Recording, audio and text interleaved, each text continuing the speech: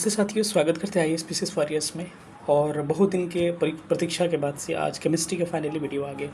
इससे पहले प्लेलिस्ट मेरा बना हुआ है 71st BPSC का, उसमें आपको PYQ करके होगा। उसमें ऑलरेडी बिहार स्पेशल की वीडियो सारा PYQ आ चुका है। उसके बाद से फिजिक्स का वीडियो आ गया। उस क्रम में अगला वीडियो केमिस्ट्री का है। काफ़ी लोगों का इतना कमेंट आ रहा था केमिस्ट्री के लिए, लेकिन क्यों अभी तक केमिस्ट्री का वीडियो नहीं आया, आज क्यों आ रहा है, मतलब 4-5 दिन के बाद क्यों आ रहा है?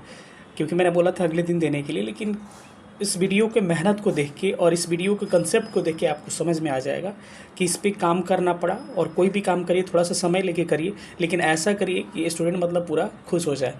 ठीक है, केमिस्ट्री का इस क्रम का ये वीडियो है कि इसको देखने के बाद से आपकी क्या फ़ायदे होंगे। देखिए, आप 71st BPSC दे रहे हो या TRE 4 दे रहे हो, एक तो इसमें सारा BPSC का प्रश्न है PCS का, और दूसरा आपके टीचर में जितने प्रश्न पूछे गए हैं केमिस्ट्री के वो हैं। और तीसरा सबसे बड़ा फ़ायदा है कि इस क्वेश्चन को अगर एक कोई टॉपिक आ गया ना, तो वो टॉपिक को मैं पूरा कंप्लीट पढ़ा दूंगा। सपोज करिए कि एटॉमिक स्ट्रक्चर परमाणु संरचना से कोई टॉपिक आ रहा है, तो उसको मैं कंप्लीट ख़त्म कर दूंगा। और इस क्रम में NCERT के स्टार्टिंग के 3 चैप्टर क्लास 10th के, या कह सकते हैं कि सबसे पहले जो केमिकल रिएक्शन है, उसके बाद से दूसरा चैप्टर आपका एसिड बेस साल्ट है, और तीसरा मेटल नॉन मेटल है। ये सारे चैप्टर आपका NCERT से एकदम कंप्लीट मैं करवा दूंगा। उसके लिए पेन से मैं लिख के हर चीज़ प्रिपेयर करके लाया हूँ। और आप 9th क्लास की भी देखिएगा तो एटॉमिक स्ट्रक्चर हो गया, और उसके बाद से सॉल्यूशन वाला चैप्टर है। सारा चैप्टर आपका NCERT का आप हूबहू लाइन एम्स में देखिएगा, एक्सप्लेनेशन में मैं यूज़ करूँगा, और एग्ज़ाम में वहाँ से प्रश्न 101% पूछे जाएंगे। ठीक है, क्योंकि एक तो PYQ ऑलरेडी चांसेस है, और PYQ के अंदर घुस के उस टॉपिक को डिटेल करना, यानी कि वहाँ से प्रश्न निश्चित रूप से पूछे जाएंगे। ठीक है, सबसे बड़ी खास बात वीडियो की है कि बाइलिंगुअल वीडियो है, हिंदी और इंग्लिश दोनों में प्रश्न रहेंगे। स्टार्टिंग के कुछ 70 BPSC के प्रश्न है जो कि हिंदी में होंगे, जिसको इंग्लिश में मैं बोल दूंगा, लेकिन एक्सप्लेनेशन जो होगा मेरा कंप्लीटली इंग्लिश में भी होगा। और केमिस्ट्री है तो चूँकि इंग्लिश ही ज़्यादा इसमें होगा, तो आपको किसी भी तरह की परेशानी इसमें नहीं आएगी। अब एक पता है, एक डिस्क्लेमर है, डिस्क्लेमर यही है कि इसमें आइंस्टीन लोग होंगे जो, अब इस वीडियो में तो लेवोजियर कहेंगे। कहने का मतलब कि पिछले वीडियो मैंने फिजिक्स में डाला था, उसमें 2 क्वेश्चन का आंसर, एक जो था तीरंदाजी वाला प्रश्न था, ये पूछा था कि इसमें न्यूटन का 3rd लॉ अप्लाई होता है। आपको पता होना चाहिए कि वो प्रश्न TGT में पूछा, PGT में पूछा गया है। उस प्रश्न को मैंने ही BPSC को क्लेम करके, BPSC उसका आंसर दिया था स्पेस रॉकेट, मैंने ही क्लेम करके BPSC को चेंज करवा के D करवाया था। लेकिन गलती से केवल मैं जो चेंज करवाया था वही ध्यान पे था, तीरंदाजी और स्पेस रॉकेट मुझे नहीं देखा। वो तो सबको ही जानता है ना कि स्पेस रॉकेट में यूज़ होता ही है, तो D ऑप्शन हमसे नहीं लगा, हालांकि उसको मैंने पिन कर दिया। ठीक है, और एक और प्रश्न था हिट इफेक्ट वाला, तो उसमें भी आपका D होगा। तो आपको खुद पता है कि आयोग खुद इधर उधर करता रहता है, तो कभी बाई चांस हम लोग इतने प्रश्न ले रहे हैं, इतना प्रश्न का एक्सप्लेनेशन कर रहे हैं, तो उसमें थोड़ा बहुत अगर गड़बड़ हो जाता है तो हम लोग पिन कर देते एक आध प्रश्न के लिए। लेकिन इसमें आइंस्टीन लोग आ जाते हैं। ठीक है, तो आइंस्टीन लोग का यहाँ स्वागत नहीं है। अगर आप आइंस्टीन हैं तो आप जा सकते हैं, आपको पढ़ने की कोई ज़रूरत नहीं है। और यहाँ पे लेवोजियर है, अगर केमिस्ट्री के विद्वान हैं, फादर ऑफ केमिस्ट्री हैं आप, तो आप जा सकते हैं, कोई ज़रूरत आपका नहीं है। ठीक है, तो आप स्किप करके इस वीडियो को जा सकते हैं, क्योंकि इतना करने के बाद से कहीं अगर by the way human error होता है, उसको बताने का तरीका होता है, और कई लोग इतना विद्वान बन के बताते हैं, आप समझ रहे हैं उनकी भाषा क्या होती है। तो वैसे लोगों को मेरे चैनल पर नहीं एक्सेप्ट मैं करता हूँ। आप अनसब्सक्राइब करके चैनल चले जाइए, वैसे सब्सक्राइबर मुझे नहीं चाहिए। ठीक है, क्योंकि इस वीडियो के पीछे कितना मेहनत लगता है। तुम तो एक प्रश्न देखते हो ना, और एक आके ज्ञान झाड़ते हो उसमें, लेकिन सामने वाला इतना प्रश्न को डील करता है, इतना एक्सप्लेनेशन लेके चलता है, और उतने प्रश्नों में थोड़ा सा अगर गड़बड़ हुआ तो उसके लिए पूरा ज्ञान झाड़ने लगते हो। तो प्लीज़ रिक्वेस्ट है कि वैसे लोग हैं तो इस चैनल को स्किप करके चले जाएं। बाकी जो हमारे चाहने वाले हैं, या फिर जो मेरा वीडियो अच्छा लगता है जिनको, वो देख सकते हैं। चलिए हम सेशन को स्टार्ट करते हैं बिना समय बर्बाद किए हुए। थोड़ा सा समय बर्बाद हो ही गया स्टार्टिंग में। जो लोग भी नए होंगे चैनल को सब्सक्राइब करके चैनल से जुड़ जाइएगा, या फिर अभी नए लोग सब्सक्राइब मत करिएगा, लास्ट में सब्सक्राइब करिएगा जब सेशन आपको अच्छा लगे। चलिए सेशन को स्टार्ट करते हैं। नीचे टेलीग्राम ग्रुप का लिंक ज्वाइन करिएगा। आज का पहला प्रश्न हम लोग देखते हैं। आज का पहला प्रश्न स्क्रीन पर आपको दिख रहा होगा, जिसमें प्रश्न पूछ रहा है आपसे कि निम्नलिखित में से कौन सा जोड़ा विस्थापन प्रतिक्रिया देता है। Which of the following pair is give the displacement reaction. इसमें से कौन सी रिएक्शन है जो डिस्प्लेसमेंट रिएक्शन का एग्जाम्पल है। तो सबसे पहले हम डिस्प्लेसमेंट रिएक्शन का कंप्लीट आपको जानेंगे कि किसको डिस्प्लेसमेंट रिएक्शन बोलते हैं, और ये 10th क्लास का चैप्टर नंबर 1 है। आज तक यहाँ से सवाल नहीं पूछे गए थे केमिकल रिएक्शन वाले चैप्टर से, लेकिन यहाँ पूछा गया है, तो इसको मैं डिटेल्ड में आज आपको एक्सप्लेन करने वाला हूँ, और इसको अच्छे से हम लोग कर लेंगे ताकि आगे प्रश्न आए तो किसी भी तरह की परेशानी नहीं हो। सारे रिएक्शन को हम समझ लेते हैं। चलिए सबसे पहले हम डिस्प्लेसमेंट रिएक्शन को समझते हैं कि क्या होता है और कैसे इसको हम लोग यूज़ करते हैं। ठीक है, अब देखिए इसमें रिएक्शन के कई टाइप्स हमने पढ़ा रखा है, आगे हम डिस्कस करेंगे, लेकिन इसमें एक है विस्थापन अभिक्रिया, यानी कि डिस्प्लेसमेंट रिएक्शन एक टाइप होता है। डिस्प्लेसमेंट रिएक्शन एक्चुअली होता क्या है, देखिए पता होगा, मैं बार बार कहता हूँ और मैं फ़नी के तौर पे भी पढ़ाने की कोशिश करता हूँ कि आपको बोरियत फील ना हो। जिनको केमिस्ट्री का सी भी नहीं पता होगा ना, उनको भी ये नहीं करना कि हम केमिस्ट्री पढ़ा रहे हैं, बोलेगा सर कि एकदम सर एंजॉय करवा रहे हैं, तो बस ये सोच के पढ़ना है, केमिस्ट्री वेमिस्ट्री नहीं सोचना है, आपको सब कुछ समझ में आएगा, मेरा वादा है, ठीक है। तो आपको डिस्प्लेसमेंट रिएक्शन यानी कि विस्थापन अभिक्रिया है, इसको क्या समझना है, सिंपल सी बात है कि आपको पता है कि मोस्ट प्रोमिनेंट जो आदमी होता है, यानी सपोज करिए अगर कोई लड़का लड़की है, ठीक है, सपोज करिए बॉयफ्रेंड गर्लफ्रेंड है तो, और एक कोई और लड़का चला गया, तो हो सकता है कि ज़्यादा दावेदार हो या हो सकता है कि ज़्यादा स्मार्ट हो। अब इस चीज़ को नेगेटिव वे में मत लीजिएगा, मैं समझाने का तरीका है। तो ये जाएगा तो बेचारा इसके बगल में इसका जो बॉयफ्रेंड बैठा हुआ है, इसको हटा के क्या करेगा, इसके जगह पे खुद बैठ जाएगा और इसको बेचारा हटा देगा। अब हटा देगा तो भाई साइड में जाकर बैठेगा ना ये वाला, तो साइड में जाकर बैठ जाएगा। कहने का मतलब कि अगर कोई कंपाउंड है, सपोज करिए कॉपर सल्फेट है, ठीक है, कॉपर सल्फेट है और Fe है, ठीक है, आयरन है, तो कॉपर सल्फेट में इसमें देखा जाता है ना, फर्स्ट वाला जो है इसका और इसका कंपेयर किया जाता है कि मोस्ट रिएक्टिव कौन है, मतलब ज़्यादा प्रतिक्रिया करने वाला कौन है, समझ रहे हैं ना। अब ये ज़्यादा प्रतिक्रिया वाला समझ में कैसे आएगा, आपको कहिए क्या सर हमको कैसे समझ में आएगा। सिंपल सी कई चीज़ें हैं जो ज़्यादा रिएक्टिव नहीं होती, जैसे कि चांदी यानी कि सिल्वर की बात करें तो सिल्वर का आप गहना क्यों पहनते हैं, पायल पहनती है लड़कियाँ, या फिर कई लोग चैन भी पहनते हैं, तो इसलिए यूज़ किया जाता है ना, क्योंकि वो ज़्यादा रिएक्टिव नहीं है। रिएक्टिव मतलब कि किसी से अभिक्रिया कर लेना, किसी से रिएक्शन कर लेना, ऐसे छोड़ दिए तो इसीलिए देखना कि काला कम पड़ता है, काला पड़ता है लेकिन ज़्यादा नहीं पड़ता है। लेकिन आयरन जो होता है ना वो ज़्यादा, देखिए लोहा कहीं रख लिया तुरंत जंग लग जाता है, लोग कहते हैं मोर्चा पकड़ लिया, ठीक है, तो वो रिएक्टिव ज़्यादा है इसीलिए। तो अगर कॉमन सेंस भी लगाइएगा तो सामने वाला ही समझ जाएगा कि ये ज़्यादा रिएक्टिव है इससे, तो ये डिस्प्लेस कर देगा। लेकिन इसका तरीका होता है पहचानने का, कई लोग नहीं बताते हैं, पहले उस तरीके को बता देते हैं। एनसीईआरटी क्लास 10 के chapter number 3 metal non metal में उसका दे रखा है आपका लिस्ट, उस लिस्ट को थोड़ा सा ध्यान रखिएगा, ऊपर वाला नीचे वाला आपको समझ में आ जाएगा। इस लिस्ट को चेक करिएगा तो देखिए ऊपर जो है ना, ऊपर से नीचे आइएगा तो रिएक्टिविटी घटती है, यानी कि अभिक्रियाशीलता घटती है, यानी कि जो ऊपर एलिमेंट तत्व है ना वो सबसे ज़्यादा रिएक्टिव है। मतलब अगर प्रश्न भी पूछा जा सकता है कि सबसे अधिक रिएक्टिव कौन होता है, तो पोटेशियम होता है, ध्यान रखिएगा। उसके बाद से सोडियम होता है, कैल्शियम होता है, मैग्नीशियम होता है, तो इनकी तो बात ही नहीं की जाएगी। ये तो तुरंत किसी के सामने आएंगे, तुरंत क्या करेंगे, उसको रिप्लेस कर देंगे, समझ रहे हैं ना, तो रिप्लेसमेंट इसकी हाई होती है। तो दोनों जो एलिमेंट दिया होता है, सपोज करिए यहाँ पे Fe दिया था, यहाँ पे CuSO4 दिया था, तो दूसरे की नहीं, इस दोनों का कंपेयर करेंगे ना कि इसमें ऊपर कौन है। तो अगर कॉपर और फेरस में देखिएगा तो कॉपर को देखिए तो कॉपर यहाँ पे है और फेरस आयरन यहाँ पर है, इससे ऊपर है ना, तो मोस्ट रिएक्टिव है, यानी कि जो इसके ऊपर होगा, ऊपर वाला याद है ना कि जो ऊपर वाला होता है मोस्ट पावरफुल होता है, ठीक है, तो ऊपर वाला जो होगा मोस्ट पावरफुल होगा। तो ये Fe जो है ज़्यादा पावरफुल है, ऊपर है इसके तो लिस्ट में। अब कहिएगा सर इतना लिस्ट अगर याद हो सके तो याद करिए, तो याद करने की ज़रूरत नहीं है, सोना चांदी है तो नीचे गोल्ड आयरन होता ही है, Hg, ये तीन को ऐसे ही याद रखिएगा। बाकी कॉपर और फेरस को लेकर खूब पूछता है, आयरन को लेकर, तो कॉपर आयरन में बस इतना याद रखिएगा कि आयरन जो होता है ऊपर होता है और कॉपर जो होता है नीचे होता है। तो कभी आयरन जो होगा ये ज़्यादा पावरफुल है तो कॉपर को क्या करेगा, रिप्लेस कर देगा। इसके बाद से आप याद रखिएगा Ag वगैरह नीचे होता है तो ये रिएक्टिव नहीं होता है, और Ag से नीचे क्या होता है, Fe इसके सबके ऊपर होता है। तो बार बार Fe लगाता है क्वेश्चन में यहाँ पर, ठीक है, तो Fe ऊपर होता है इन सब से, थोड़ा सा याद रखिएगा तो आपको पता होगा, ठीक है। तो चलिए इसको हम लोग देखते हैं। इसमें हमने क्या देखा था कि Fe और कॉपर में हमने देखा था कि इससे Fe जो होता है ऊपर होता है, तो भाई इसका ज़्यादा ये पावरफुल है, स्मार्ट ज़्यादा है, तो इसको हटा देगा ना, तो इसको हटा देगा तो इससे सट जाएगा ये, मतलब इसकी वाली ये थी लेकिन ये तो सट गया ये आके, तो क्या बना दिया, ये सटेगा तो क्या बना देगा भाई, Fe यहाँ लग जाएगा, SO4 FeSO4, और बेचारा ये तो सट गया तो इसको भगा देगा, तो ये कहाँ चला जाएगा, यहाँ पे चला जाएगा, ठीक है। इसी को कहते हैं विस्थापन डिस्प्लेसमेंट, मतलब एक को हटा के दूसरे पे बैठ जाना, दूसरे की जगह पे बैठ जाना ही क्या कहलाता है, डिस्प्लेसमेंट रिएक्शन कहलाता है। क्लास में भी देखते होंगे जो पावरफुल बच्चे होते हैं, कमजोर बच्चे को बेंच पर से आगे वाले बेंच पर से हटा कहेंगे पीछे जाओ और हट जाते हैं, ठीक है, ऐसे ही समझिए। और जिंक और कॉपर का भी देखिएगा तो जब रिएक्टिव आप देखिएगा इसमें इसका, तो दोनों में देखिएगा तो जो लिस्ट मैंने दिखाया था उस लिस्ट को चाहिए तो स्क्रीनशॉट लेकर रख सकते हैं। तो उसमें भी देखिएगा ना तो जिंक ज़्यादा क्या होता है, ऊपर होता है, जिसके कारण क्या करता है, इसको कॉपर को हटा देता है, तो ZnSO4 और ये कॉपर हो जाएगा, समझ रहे हैं ना, ये सट गया। तो ऐसी प्रतिक्रिया को, ऐसी रिएक्शन को हम लोग क्या बोलते हैं, डिस्प्लेसमेंट रिएक्शन कहते हैं। और इसी पे सवाल आपको पूछा गया था। चलिए एक होता है डबल डिस्प्लेसमेंट, सबको देख लेते हैं थोड़ा सा एक बार, अब आ ही गया है तो डबल डिस्प्लेसमेंट रिएक्शन क्या होता है, चलिए इसको डिटेल में आपको हम बात करते हैं।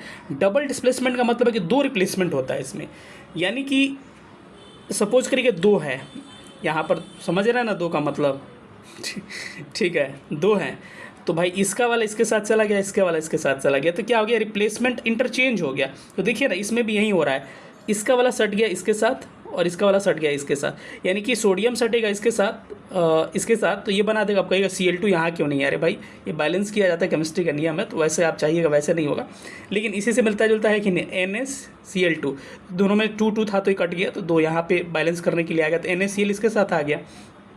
अगर ये सटेगा इसके साथ तो क्या बन जाएगा, BaSO4 बन जाएगा, ठीक है, ये इसके साथ चला जाएगा, तो यानी 2 रिप्लेसमेंट होना, इसके जगह पे ये, इसके जगह पे ये, अलग फेंक नहीं रहा है इसको, एक दूसरे पे बैठ जा रहा है, एक दूसरे का जगह पे बैठ जा रहे हैं, तो इसको बोलेंगे डिस्प्लेसमेंट, डबल डिस्प्लेसमेंट रिएक्शन, द्विविस्थापन अभिक्रिया। एग्जाम्पल देके पूछ सकता है आपसे एग्जाम में, ठीक है। और एक नीचे आप देखिएगा तो इसमें एक उपचयन एवं अपचयन होता है, ऑक्सीडेशन एंड रिडक्शन होता है। तो मैं बता दूँ उपचयन अपचयन यानी कि ऑक्सीडेशन क्या होता है, रिडक्शन क्या होता है। देखिए, किसी चीज़ में ऑक्सीजन का जुड़ जाना क्या कहलाता है, ऑक्सीडेशन कहलाता है। यहाँ केवल कॉपर अकेले था, इससे ऑक्सीजन जुड़ गया, तो ऑक्सीजन अगर इंक्रीज करता है तो ऑक्सीडेशन कहलाता है। और यहाँ देखिएगा तो COO था, लेकिन यहाँ तो CO में क्या हो गया, ऑक्सीजन हट गया, यानी कि ऑक्सीजन जहाँ घटता है, डिक्रीज करता है, वहाँ रिडक्शन होता है, जहाँ इंक्रीज करता है ऑक्सीजन जुड़ गया ना, नहीं था यहाँ पे, तो उसको बोलता है ऑक्सीडेशन। यहाँ से हट गया तो बोलेंगे रिडक्शन। लेकिन ये जो प्रतिक्रिया है ना, एक तरह का क्या हो गया, रेडॉक्स रिएक्शन हो गया। ये रेडॉक्स रिएक्शन क्यों, क्योंकि दोनों होता है इसमें। देखिए ना, एक जगह क्या हो जा रहा है, हाइड्रोजन में क्या हो जा रहा है, ऑक्सीजन जुड़ रहा है, तो एक में तो ऑक्सीजन का इंक्रीमेंट हो रहा है ना, तो यहाँ पे क्या हो गया, ऑक्सीडेशन हो गया, और इसमें ऑक्सीजन का कम हो जा रहा है, तो ये हो गया रिडक्शन। और जहाँ दोनों रिएक्शंस होते हैं ना, ऑक्सीडेशन रिडक्शन दोनों, उसको कहते हैं रेडॉक्स रिएक्शन, ठीक है। तो इसको आप आसानी से समझ सकते हैं। अब ऊपर आते हैं, 2 रिएक्शन बचे हुए थे। पहला जो है आपका, जिसको कहते हैं संयोजन अभिक्रिया यानी कॉम्बिनेशन रिएक्शन। कॉम्बिनेशन रिएक्शन क्या होता है, जैसे 2 अगर कोई जुड़ के अब कोई बड़ा बना दे, उसको कॉम्बिनेशन कंबाइन कर जाए। जैसे कि इसको देखिए ना, कार्बन और ऑक्सीजन, ये 2 अलग अलग था ना, बड़ा बना के CO2 बना दिया। कॉम्बिनेशन रिएक्शन का एग्जांपल है। प्रश्न पूछ सकता है which of the following is a combination reaction, ठीक है, और दे देगा 3-4 को जो टूटने वाला रहेगा। फिर यहाँ पे देखिएगा ना, कैल्शियम ऑक्साइड, जिसको क्या कहते हैं, क्विक लाइम कहते हैं। हिंदी में क्या बोलेंगे भाई, अनबूझा चूना। अनबूझा का मतलब सिंपल सी बात समझो ना यार, कि जो घर को रंगाई के लिए जो खड़ा खड़ा ढेला की तरह लाते हो ना, ईटा की तरह जो चूना होता है, उसको बोलेंगे अनबूझा यानी क्विक लाइम कहा जाता है। और उसमें जब पानी डालते हो ना घर की पुताई करने के लिए, तो जब पानी डालोगे तो क्या हो जाएगा, CaOH का होल ट्वाइस, ये क्या बन जाता है, बूझा चूना। अरे भाई, पानी डालोगे तो बुझ जाएगा ना, वो किसी चीज़ में पानी डालते हो तो बुझ जाता है। इंग्लिश में स्लैक्ट लाइम कहा जाता है। तो ये प्रश्न एक बार पूछा हुआ 67 BPSC जो कैंसिल हो गया, कि इस कौन सा अनबुझा चूना है, कौन सा बुझा हुआ चूना है। तो ये अनबुझा कहते हैं, इसको यानी क्विक लाइम कहते हैं। और जो पानी जिसमें पड़ जाता है CaOH का होल ट्वाइस, जो रंगने के लिए वाटर के मिला लेते हो, तो उसको क्या बोलेंगे, स्लैक्ट लाइम बोला जाता है। और जब मिलाओ तो हीट निकलेगा ही। याद रखना, यहाँ से और एक रिएक्शन बन जाता है। जिस रिएक्शन में हीट निकलता है उसको कहते हैं ऊष्माक्षेपी। ऊष्माक्षेपी यानी कि इंग्लिश में कहा जाता है क्या, एक्सोथर्मिक। क्या कहते हैं भाई, एक्सोथर्मिक। तो ये प्रश्न पूछा गया है 70 BPSC में कि इसमें से कौन सा एक्सोथर्मिक का एग्जाम्पल है। तो आप कहिएगा सर संयोजन पढ़ा रहे थे आप भाई, लेकिन इसी का अंतर्गत एक ये सब आ जाता है। ये किसी रिएक्शन में हो सकता है, एक्सोथर्मिक, इंडोथर्मिक, ठीक है। लेकिन ये आपका कॉम्बिनेशन का एग्जाम्पल बताए। अगर हीट निकलेगा नहीं, अगर हीट उसमें सूख लेगा, ठीक है, यानी ऑब्जर्व हो जाएगा, तो कहेंगे ऊष्माशोषी। ऊष्माशोषी को इंग्लिश में क्या बोलते हैं भाई, इंडोथर्मिक कहा जाता है। क्या कहते हैं, इंडोथर्मिक कहते हैं। तो इन सारी बातों को याद रखना है आपको। वियोजन यानी अपघटन अभिक्रिया क्या होता है, देखिए, संयोजन में जुड़ रहा था, कॉम्बिनेशन में कंबाइन हो रहा था, लेकिन डिकम्पोजिशन का मतलब होता है किसी चीज़ को तोड़ना। तो देखिए ना, CO3 जिसको लाइमस्टोन कहते हैं, कैल्शियम कार्बोनेट, अगर हिट देंगे तो क्या होगा, ये टूट के 2 नहीं हो गया, वहाँ उल्टा हो रहा है कि नहीं। पहले ये 2 जुड़ के बड़ा बन रहा था ऊपर वाले में, कॉम्बिनेशन में, इसमें क्या हो रहा था कि एक बड़ा टूट के 2 छोटा छोटा में बन रहा है। इसको बोलते हैं क्या, लाइमस्टोन, और इस रिएक्शन को बोलते हैं डिकम्पोजिशन रिएक्शन। तो दोनों एग्जाम्पल देगा तो समझिएगा ना, फाइंड कर लीजिए कौन क्या है। और देखिए, फेरस सल्फेट है, ये भी टूट के क्या बना दिया आपको, ferric oxide, sulphur dioxide, sulphur trioxide. तो ये भी टूट रहा है, जरूरी नहीं 2 ही में टूटेगा, 3-4 कितना में भी टूट सकता है, बस टूटना चाहिए। तो दोनों में आप अंतर समझ लीजिए, डिस्प्लेसमेंट आपने समझ लिया, सब कुछ समझ ही लिया। तो एक चैप्टर NCERT का आपका क्या हो गया, कंप्लीट हो गया यहाँ से। तो चलिए अगले प्रश्न पर हम चलते हैं, उस प्रश्न को पहले देख लेते हैं। आते हैं इस प्रश्न को देखते हैं। क्या कह रहे हैं, विच of the following is displacement reaction, कौन सा इसमें से विस्थापन। विस्थापन में क्या हो रहा था भाई, एक को हटा के दूसरा बैठ जा रहा था और एक को बाहर फेंक दे रहा था, ठीक है। अब यहाँ पे कंपेयर करना है कि सर कैसे पता चलेगा। आप देखिए, जो लोग नहीं पढ़ेंगे उस तरह से वो पता चल जाए। देखिए, AgNO3 और इसका मतलब क्या हुआ, यहाँ कॉपर। तो अब कैसे पता चलेगा कौन, भाई इस तरह का रिएक्शन और भी ना है, इसमें सिल्वर है, Ag है, तो अब इसमें ये रिप्लेस करेगा कि ये देखिए इसमें देखिएगा ना, तो आपको इसमें देखिएगा तो सबसे मोस्ट फेवरेबल एग्जांपल जो होगा क्या होगा आपका, ये वाला होगा। AgNO3 को क्या रिप्लेस कर देगा, कॉपर क्या करेगा, रिप्लेस कर देगा, ठीक है, कॉपर रिप्लेस करेगा। क्योंकि भाई आपने देखा था ना कि सबसे नीचे क्या होता है, सबसे कम रिएक्टिव कौन होता है, सोना होता है, उसके बाद से चांदी होता है, इसीलिए तो गहना पहनते हैं ना। और फेरस आयरन इससे ऊपर था तो रिएक्टिव है तो क्या करेगा, इसको हटा देगा और क्या बना देगा, ये FeNO3 और Ag को क्या कर देगा, अलग कर देगा। और यहाँ पर देखिएगा एक जगह यहाँ आपको कन्फ्यूज़न होगा, तो भाई सिल्वर नीचे था ना, तो सिल्वर नीचे था तो क्या रिप्लेस कर पाएगा आयरन को, आयरन ऊपर था ना, नहीं कर पाएगा। इसमें भी देखिए तो मैग्नीशियम है यहाँ पर और यहाँ एल्युमिनियम है, तो इस हिसाब से क्या होगा, एल्युमिनियम जो होता है मैग्नीशियम से क्या होता है, नीचे होता है, तो इस हिसाब से रिएक्टिव नहीं है, ये भी नहीं कर पाएगा।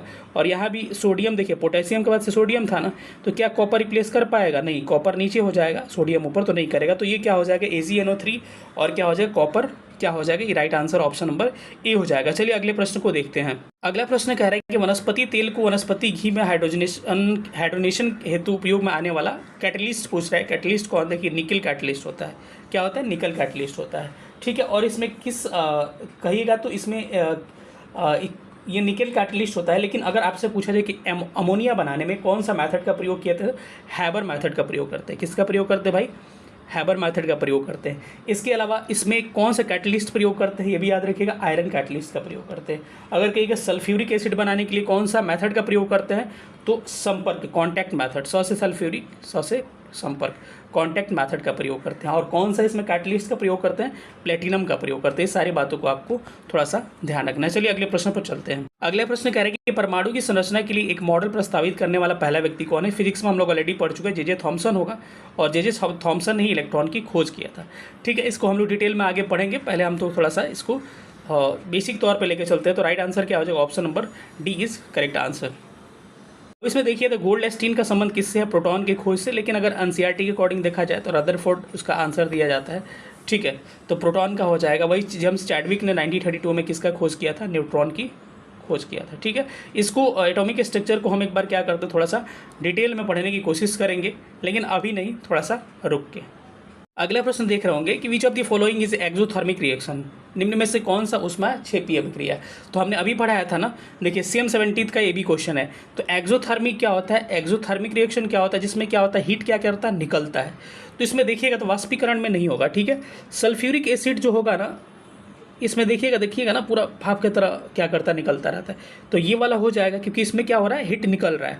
और बिना बुझे हुए चूने के साथ पानी की प्रतिक्रिया, अब भाई बिना बुझा हुआ चूना को डालिए, इसमें पानी डालते हैं, इसे भाई से करके जलता है ना, तो ये भी क्या हो जाएगा, ये एक्सोथर्मिक, यानी कि ऊष्मा इसमें से भी निकलेगा, हीट इसमें से भी निकलेगा। तो सेकेंड और थर्ड क्या हो जाएगा, एक्सोथर्मिक का एग्जाम्पल। एंडोथर्मिक क्या होता है, हीट ऑब्जर्व कर लेता है, ठीक है। तो क्या हो जाएगा, सेकंड और थर्ड क्या हो जाएगा, इसका राइट आंसर हो जाएगा, option number B is right answer. अगला प्रश्न देख पा रहे होंगे आप, कह रहे हैं कि निम्नलिखित में से कौन सा महत्वपूर्ण कोरंडम और क्रायोलाइट के धातु के अयस्क है। देखिए ओर्स ये पूछ रहा है कि ओर्स जो है, कोरंडम और क्रायोलाइट जो है, किसका ओर्स है। तो देखिए जितने ओर्स है ना, एक बार हम आपको रिकॉल करवा दे रहे हैं सबको, आप सुन लीजिएगा केवल, बाकी आगे के लिए नोट्स टाइप का हम बनाए हुए उसको आपको दिखा देंगे। याद रखिए क्रायोलाइट जो है और कोरंडम जो है, एल्युमिनियम का क्या है, ओर्स है, ठीक है, एल्युमिनियम का है। तो ये थोड़ा सा इंपॉर्टेंट है। अगर आयरन का पूछा जाए तो आयरन का सेम 17th में ही सेम पूछ दिया है। आयरन का इंपॉर्टेंट है और कई बार एग्जाम में आपको आयरन का ओर्स देखने को मिलते हैं, ठीक है। हेमाटाइट, लिमोनाइट, सीडेराइट,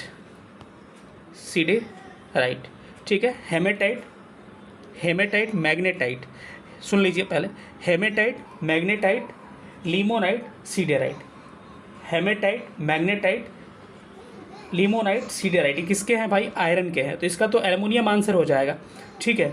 और कई बार आपको टीन के भी पूछा जाता है कि जो एसेन होता है इसका क्या होता है, तो टीन के भी होते हैं, आपको कई ये हो जाते हैं, टीन के भी होंगे। इसके अलावा जो इंपॉर्टेंट है हम थोड़ा सा उसको देख लें। सोडियम का क्या होता है, चिली, साल्ट पीटर और बोरिक्स। बोरिक्स किसका ओर्स है, तो आप कहिएगा सोडियम का ही है, ठीक है। एल्युमिनियम के इसके अलावा देखा जाए तो बॉक्साइट सबसे इंपॉर्टेंट है। बॉक्साइट क्या है, एल्युमिनियम के लिए इंपॉर्टेंट है। इसके अलावा देखिए तो बॉक्साइट के अलावा आपने देखा था, कोरंडम देखा था, क्रायोलाइट देखा था, फेल्सपार जो होगा वो भी होता है, ठीक है, ये सारे किसके हो जाएंगे, आपके जिसके हो जाएंगे। ठीक है, अगर आगे देखा जाए और थोड़ा सा इंपॉर्टेंट, कैल्शियम का क्या होता है, जिप्सम होता है, फ्लोरस्पार, फेल्सपार था ये, लेकिन कैल्शियम का क्या हो जाएगा, फ्लोरस्पार होता है और सिलिकेट होता है। ठीक है, कॉपर का क्यूपराइट होता है, सब कोई जानता है, सिल्वर का रूबी सिल्वर होता है, सोना का कल्वेराइट सिल्वेनाइट, सोना का क्या होता है, कल्वेराइट सिल्वेनाइट, कल्वेराइट सिल्वेनाइट किसका होता है, सोना का होता है। जिंक का क्या होता है, जिंक ब्लेंड और कैलामाइन होता है।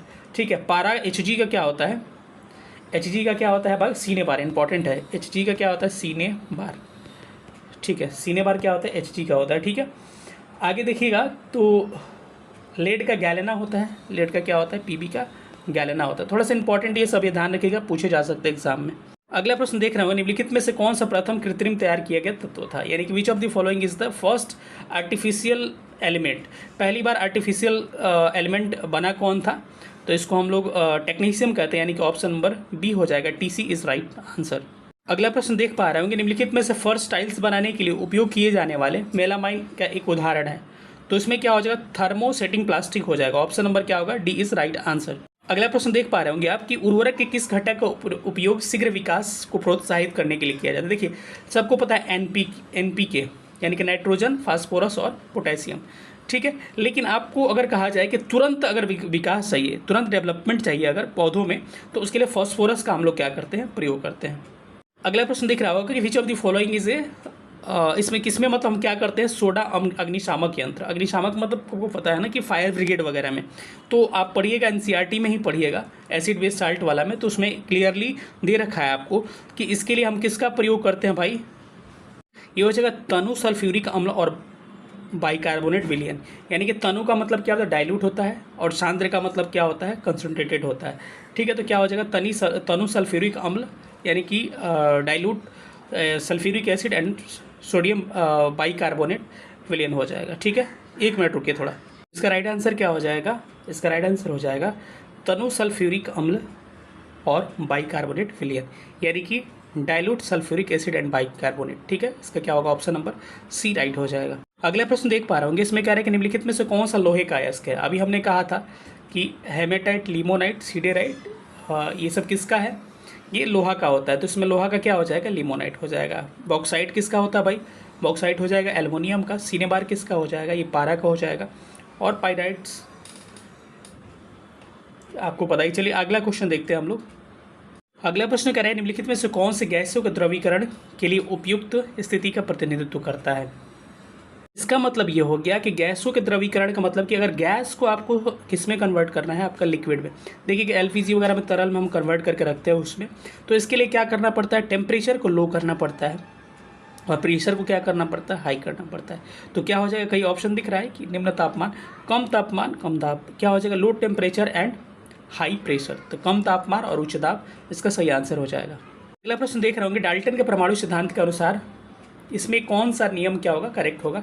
तो आप सिंपल सा इसका क्या कर सकते थे, आपका ये एलिमिनेट करके आपके 9th क्लास का है बता सकते थे। देखिए रेडियोधर्मिता कभी होगा नहीं डाल्टन में, तो ये कट जाएगा, तो 3 जिसमें नहीं होगा, 3 जिसमें होगा वो ऐसी ऑप्शन क्या होगा, कट जाएगा। ठीक है, तो कट गया, तो ऑप्शन क्या बचा, सी राइट बचा, यानी कि द्रव्यमान संरक्षण का नियम, दूसरा इस संगठन का नियम, और चौथा बहु अनुपात का नियम। अगला प्रश्न करें, निम्नलिखित में से कौन सा अम्ल पेट में अस्त्रावित होता है, यानी कि हमारे जो पाचन होता है उसमें हम किस एसिड का प्रयोग करते हैं, तो क्या होगा, HCl का प्रयोग करते हैं, HCl का यानी कि हाइड्रोक्लोरिक एसिड का प्रयोग करते हैं। ऑप्शन डी क्या होगा, हमारा करेक्ट आंसर हो जाएगा। अब यहाँ से जो PYQs पूछे गए हैं बाइलिंगुअल तौर पे क्वेश्चन होगा। अब इंग्लिश ही ज़्यादा क्या होता है, ईजी होता है, तो चलिए आप लोग इसको देख लेते हैं। करें, निम्न तत्वों में से किस में न्यूट्रॉन नहीं होता, विच of the following elements does not contain neutrons. ठीक है, तो इसमें न्यूट्रॉन किस में नहीं होता है। देखिए ध्यान रखिएगा, कभी भी किसी एलिमेंट को अगर लिखते हैं ना, तो ऊपर उसके मूडी पे जो होता है उसको क्या बोलते हैं, इसको बोलते हैं आपको एटॉमिक मास यानी कि द्रव्यमान संख्या, और जो नीचे होता है उसको परमाणु संख्या यानी कि एटॉमिक नंबर बोलते हैं। ठीक है, तो देखिए हाइड्रोजन के 3 समस्थानिक आइसोटोप्स होते हैं। ठीक है, प्रोटियम, ड्यूटेरियम और ट्राइटेरियम। तो एक होता है H11, ये 2 और ये 3 होता है। तो पहले वाले को निकालिएगा। देखिए कभी भी न्यूट्रॉन निकालने के लिए हम क्या करते हैं, ऊपर वाला क्या होता है, एटॉमिक मास, और एटॉमिक मास क्या होता है, number of neutrons plus number of protons. ये हो गया। और इसको बोलते हैं एटॉमिक नंबर, ये नंबर ऑफ प्रोटॉन्स होता है। तो अगर आपको निकालना है इसमें से न्यूट्रॉन निकालना है, यहाँ प्रोटॉन है, तो क्या करेगा, ऊपर वाले में से इसको घटाने पे क्या निकल जाता है, न्यूट्रॉन निकल जाता है। तो एक में से एक घटाइए, कितना हो जाएगा, 0 न्यूट्रॉन हो जाएगा। ठीक है, तो ऑप्शन क्या होगा, हाइड्रोजन होता है ऐसा। ठीक है, अब हम थोड़ा सा बात कर लेते हैं न्यूट्रॉन प्रोटॉन के बारे में डिटेल में, ताकि आपको कंसेप्ट क्लियर हो जाए। इससे पहले आपसे सवाल पूछा जा सकता है एटॉमिक नंबर क्या होता है, तो number of protons is called to atomic number.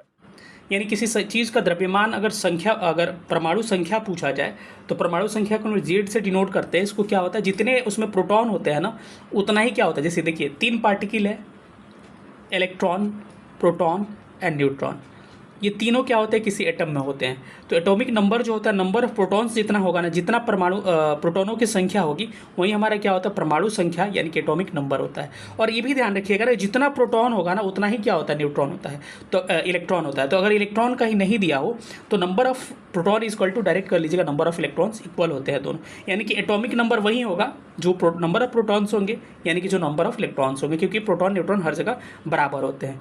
Atomic mass यानी कि द्रव्यमान संख्या क्या होता है, number of protons plus number of neutrons. यानी कि प्रोटॉन न्यूट्रॉन को जोड़िएगा तो आपको क्या निकल जाता है, एटॉमिक मास निकल जाता है। और ये होते कहाँ पर हैं, ये न्यूक्लियस में होते हैं, नाभिक में। और इलेक्ट्रॉन कहाँ होता है, कक्षाओं में इलेक्ट्रॉन होता है। ठीक है, तो इसको थोड़ा सा ध्यान रखिएगा। अब थोड़ा सा और डिटेल में बात करते हैं अगर, तो इलेक्ट्रॉन पे चार्ज क्या होता है, नेगेटिव चार्ज होता है। इलेक्ट्रॉन की अगर मास की बात किया जाए तो 9.1 इंटू 10⁻31 केजी में, अगर ग्राम में पूछता तो -28 हो जाता। एक यार से हम गुणा कर देते। याद रखिएगा कि कहा जाता है प्रोटॉन का जो मास है ना, इलेक्ट्रॉन का मास है जो प्रोटॉन की तुलना में 1/2000 गुना कम है, यानी कि बहुत ही कम होता है इलेक्ट्रॉन का इसके कंपेयर में। ठीक है, अब बात करें तो क्योंकि माइनस में है ना, इसकी खोज किसने किया था, जे थॉमसन ने किया था। यानी कि प्रोटॉन का अगर चार्ज पूछा जाए तो पॉजिटिव चार्ज होता है इस पर, और इसका मास की बात किया जाए तो 1.67 इंटू 10⁻27। अगर ये ग्राम में पूछा होता तो -24 ग्राम हो जाता। इसकी खोज किसने किया था, देखिए एनसीईआरटी के अकॉर्डिंग रदरफोर्ड याद रखिएगा, लेकिन नॉर्मल गोल्डस्टीन। अगर दोनों रहता है तो रदरफोर्ड को लीजिएगा, लेकिन अगर कोई नहीं रहता है तो गोल्डस्टीन होगा, तो उसको ले सकते हैं। ठीक है, अगर बात करते हैं न्यूट्रॉन की, बात करते हैं न्यूट्रॉन पे कोई चार्ज नहीं होता, यानी कि उदासीन न्यूट्रल होता है, और इसका भी वही वेट होता है जितना प्रोटॉन का। तो वेट कभी पूछा जा सकता है कि दोनों का क्या होता है, लगभग इक्वल होता है। 1.67 इंटू 10⁻27 ग्राम में पूछे तो -24 ग्राम हो जाएगा। इसकी खोज 1932 में जेम्स चैडविक ने किया था। अब हम थोड़ा सा और बात करते हैं डिटेल में। देखिए अगर प्रोटॉन न्यूट्रॉन निकालने की बात किया जाए, कई बार पूछ दिया एग्जाम में, तो देखिए किसी भी एलिमेंट का, जैसे क्लोरीन लिखा हुआ है 1735 लिखा हुआ है, ठीक है, तो जो नीचे लिखा रहता है नंबर ऑफ, ये क्या होता है, एटॉमिक नंबर होता है। यानी कि एटॉमिक नंबर क्या होता है, परमाणु संख्या क्या होता है, नंबर ऑफ प्रोटॉन, और यही क्या होता है, नंबर ऑफ इलेक्ट्रॉन के बराबर होता है। और ऊपर वाला जो होता है एटॉमिक मास होता है। यानी कि एटॉमिक मास क्या होता है भाई, एटॉमिक मास कैसे निकालते हैं, प्रोटॉन और न्यूट्रॉन को जोड़ के। यानी कि 35 क्या है, प्रोटॉन प्लस न्यूट्रॉन है। अगर यहाँ से कोई फाइंड करने के लिए आपका है कि सर इसमें से हमको बता दीजिए, ये 17 क्या हो गए, इलेक्ट्रॉन प्रोटॉन 17 हो गए। लेकिन अगर कोई पूछ दिया कि इसमें से हमको न्यूट्रॉन बता दीजिए कितना होगा, तो सिंपल से याद रखिए कि 35 में से 17 घटा दीजिएगा, 35 - 17 क्या हो जाएगा, निकल जाएगा, 18 होगा। क्या 18 हो जाएगा। कैसे होता है भाई, क्योंकि p + n है ना, और यहाँ n है, तो हमको क्या निकालना है, हमको यहाँ p + n है और यहाँ क्या है, p है, तो हमको n निकालना है। तो n p में से इसको घटा दीजिए इधर वाले से, तो निकल जाएगा। ठीक है, तो सिंपल सा ऐसा नॉर्मल याद रखिएगा। न्यूट्रॉन निकालने के लिए क्या करते हैं, इस मुड़िया पे दिया रहता है, नीचे वाला में घटा देते हैं, तो न्यूट्रॉन निकल जाता है। ठीक है, अब आइसोटोप्स क्या होता है, समस्थानिक क्या होते हैं, कि जब एटॉमिक नंबर सेम होते हैं और एटॉमिक मास डिफरेंट होते हैं ना, तो इसको क्या बोला, समस्थानिक। जैसे कार्बन का आपने पढ़ा होगा C6 यहाँ और ये 12, C6 14। हाइड्रोजन का आपने देखा प्रोटियम, ड्यूट्रियम और ट्राइटियम। तो ये क्या है, सबका एटॉमिक नंबर क्या है, सेम है ना। हाइड्रोजन वाला में देखिएगा, कार्बन वाला में इसका एटॉमिक नंबर सेम है ना, लेकिन मास क्या है, दोनों का अलग है। इसका 12 14, इसका मास 1 है, 2 है, 3 है, अलग अलग है। तो जिस चीज़ का, अगर जिस एलिमेंट का एटॉमिक मास अलग अलग होता है लेकिन एटॉमिक नंबर सेम होता है, उसको क्या बोलते हैं हम लोग, आइसोटॉप्स, यानी कि समस्थानिक कहते हैं। समभारिक क्या होता है, सॉरी समस्थानिक इसको भारिक होगा, आइसोबार कहते हैं। तो समभारिक क्या होता है, इसमें उल्टा हो जाएगा, समभारिक मतलब बराबर भार, यानी कि आइसोबार, आइसो मतलब बराबर और बार मतलब भार। यानी कि एटॉमिक मास क्या होता है, सेम होता है, लेकिन एटॉमिक नंबर क्या होता है, डिफरेंट होता है। ठीक है, तो उसको हम लोग क्या बोलते हैं, आइसोबार कहा जाता है। ठीक है, तो ये सारे क्या हैं आपके, इससे प्रश्न पूछे जाते हैं, और अगर कभी पूछा जाता है तो यहाँ से आप आसानी से सॉल्व कर सकते हैं। चलिए हम लोग अपने क्वेश्चन पे चलते हैं। चलिए प्रश्न क्या पूछा था, पहला का क्या आंसर होगा, हाइड्रोजन हो जाएगा। दूसरा है कि रासायनिक गुणों को अपरिवर्तित रखते हुए एक परमाणु के नाभिक में जोड़े जाने वाले कण हैं। ठीक है। अगर दूसरे तौर पे देखा जाए कि the particles that can be added to the nucleus of a atom while keeping the chemical properties unchanged are, तो इसका राइट आंसर क्या हो जाएगा? न्यूट्रॉन। यानी कि न्यूट्रॉन ही डिसाइड करता है कि क्या होगा, नंबर ऑफ एटॉमिक मास किसी का क्या होगा। ठीक है, क्योंकि इलेक्ट्रॉन प्रोटॉन तो इक्वल हो जाते हैं, तो इसका क्या हो जाएगा? राइट आंसर हो जाएगा न्यूट्रॉन इज राइट आंसर। 2 का क्या होगा? ए करेक्ट आंसर होगा। एक परमाणु के केंद्र का धनावेशित हिस्सा कहलाता है the positively charge part of A centre of an atom is called. भाई सेंटर में क्या होता है? अभी हमने बोला था ना कि इसमें न्यूक्लियस होता है, इसमें क्या होता है? प्रोटॉन न्यूट्रॉन होते हैं, इलेक्ट्रॉन यहाँ पे होता है। तो सेंटर में क्या हो जाएगा भाई? तो सेंटर में क्या हो जाएगा? प्रोटॉन एंड न्यूट्रॉन हो जाएंगे। तो कहाँ होगा? प्रोटॉन हो जाएगा, न्यूट्रॉन हो जाएगा, यानी कि मोर देन 1 क्या हो जाएगा? इसका करेक्ट आंसर हो जाएगा। तो इसका राइट आंसर 3rd का क्या हो जाएगा? देखिए वो तो होता मोर देन 1 होता है, लेकिन क्या होता है नहीं पूछा, उसको क्या कहा जाता है पूछा। तो इसको क्या बोलते हैं? न्यूक्लियस कहते हैं। हम अभी बोल रहे थे न्यूक्लियस कहते हैं। इसमें होते क्या है? प्रोटॉन प्लस न्यूट्रॉन होते हैं। ठीक है। परमाणु नाभिक के अवयव हैं the components of atomic nucleus are, क्या हो जाएगा भाई? इसका क्या हो जाएगा? उस हिसाब से ऑप्शन के हिसाब से अगर देखिएगा तो प्रोटॉन न्यूट्रॉन इलेक्ट्रॉनिक। परमाणु नाभिक के अवयव है, कह रहे कि न्यूक्लियस के अवयव, मतलब न्यूक्लियस में क्या होता है? प्रोटॉन प्लस न्यूट्रॉन होता है। ये ऑर्बिट में ना इलेक्ट्रॉन होता है, तो न्यूक्लियस पूछा है, तो न्यूक्लियस में क्या होगा? प्रोटॉन प्लस क्या हो जाएंगे? न्यूट्रॉन हो जाएगा। तो ऑप्शन क्या होगा? इसका सी करेक्ट हो जाएगा। अगले प्रश्न पर आते हैं। चलिए इसको थोड़ा सा ठीक से पढ़ते हैं, नहीं तो इसमें आप गलती कर सकते हैं। कह रहे हैं कि विच of the following statement is incorrect, which of the following option is incorrect, निम्न में से कौन सा कथन क्या है? गलत है।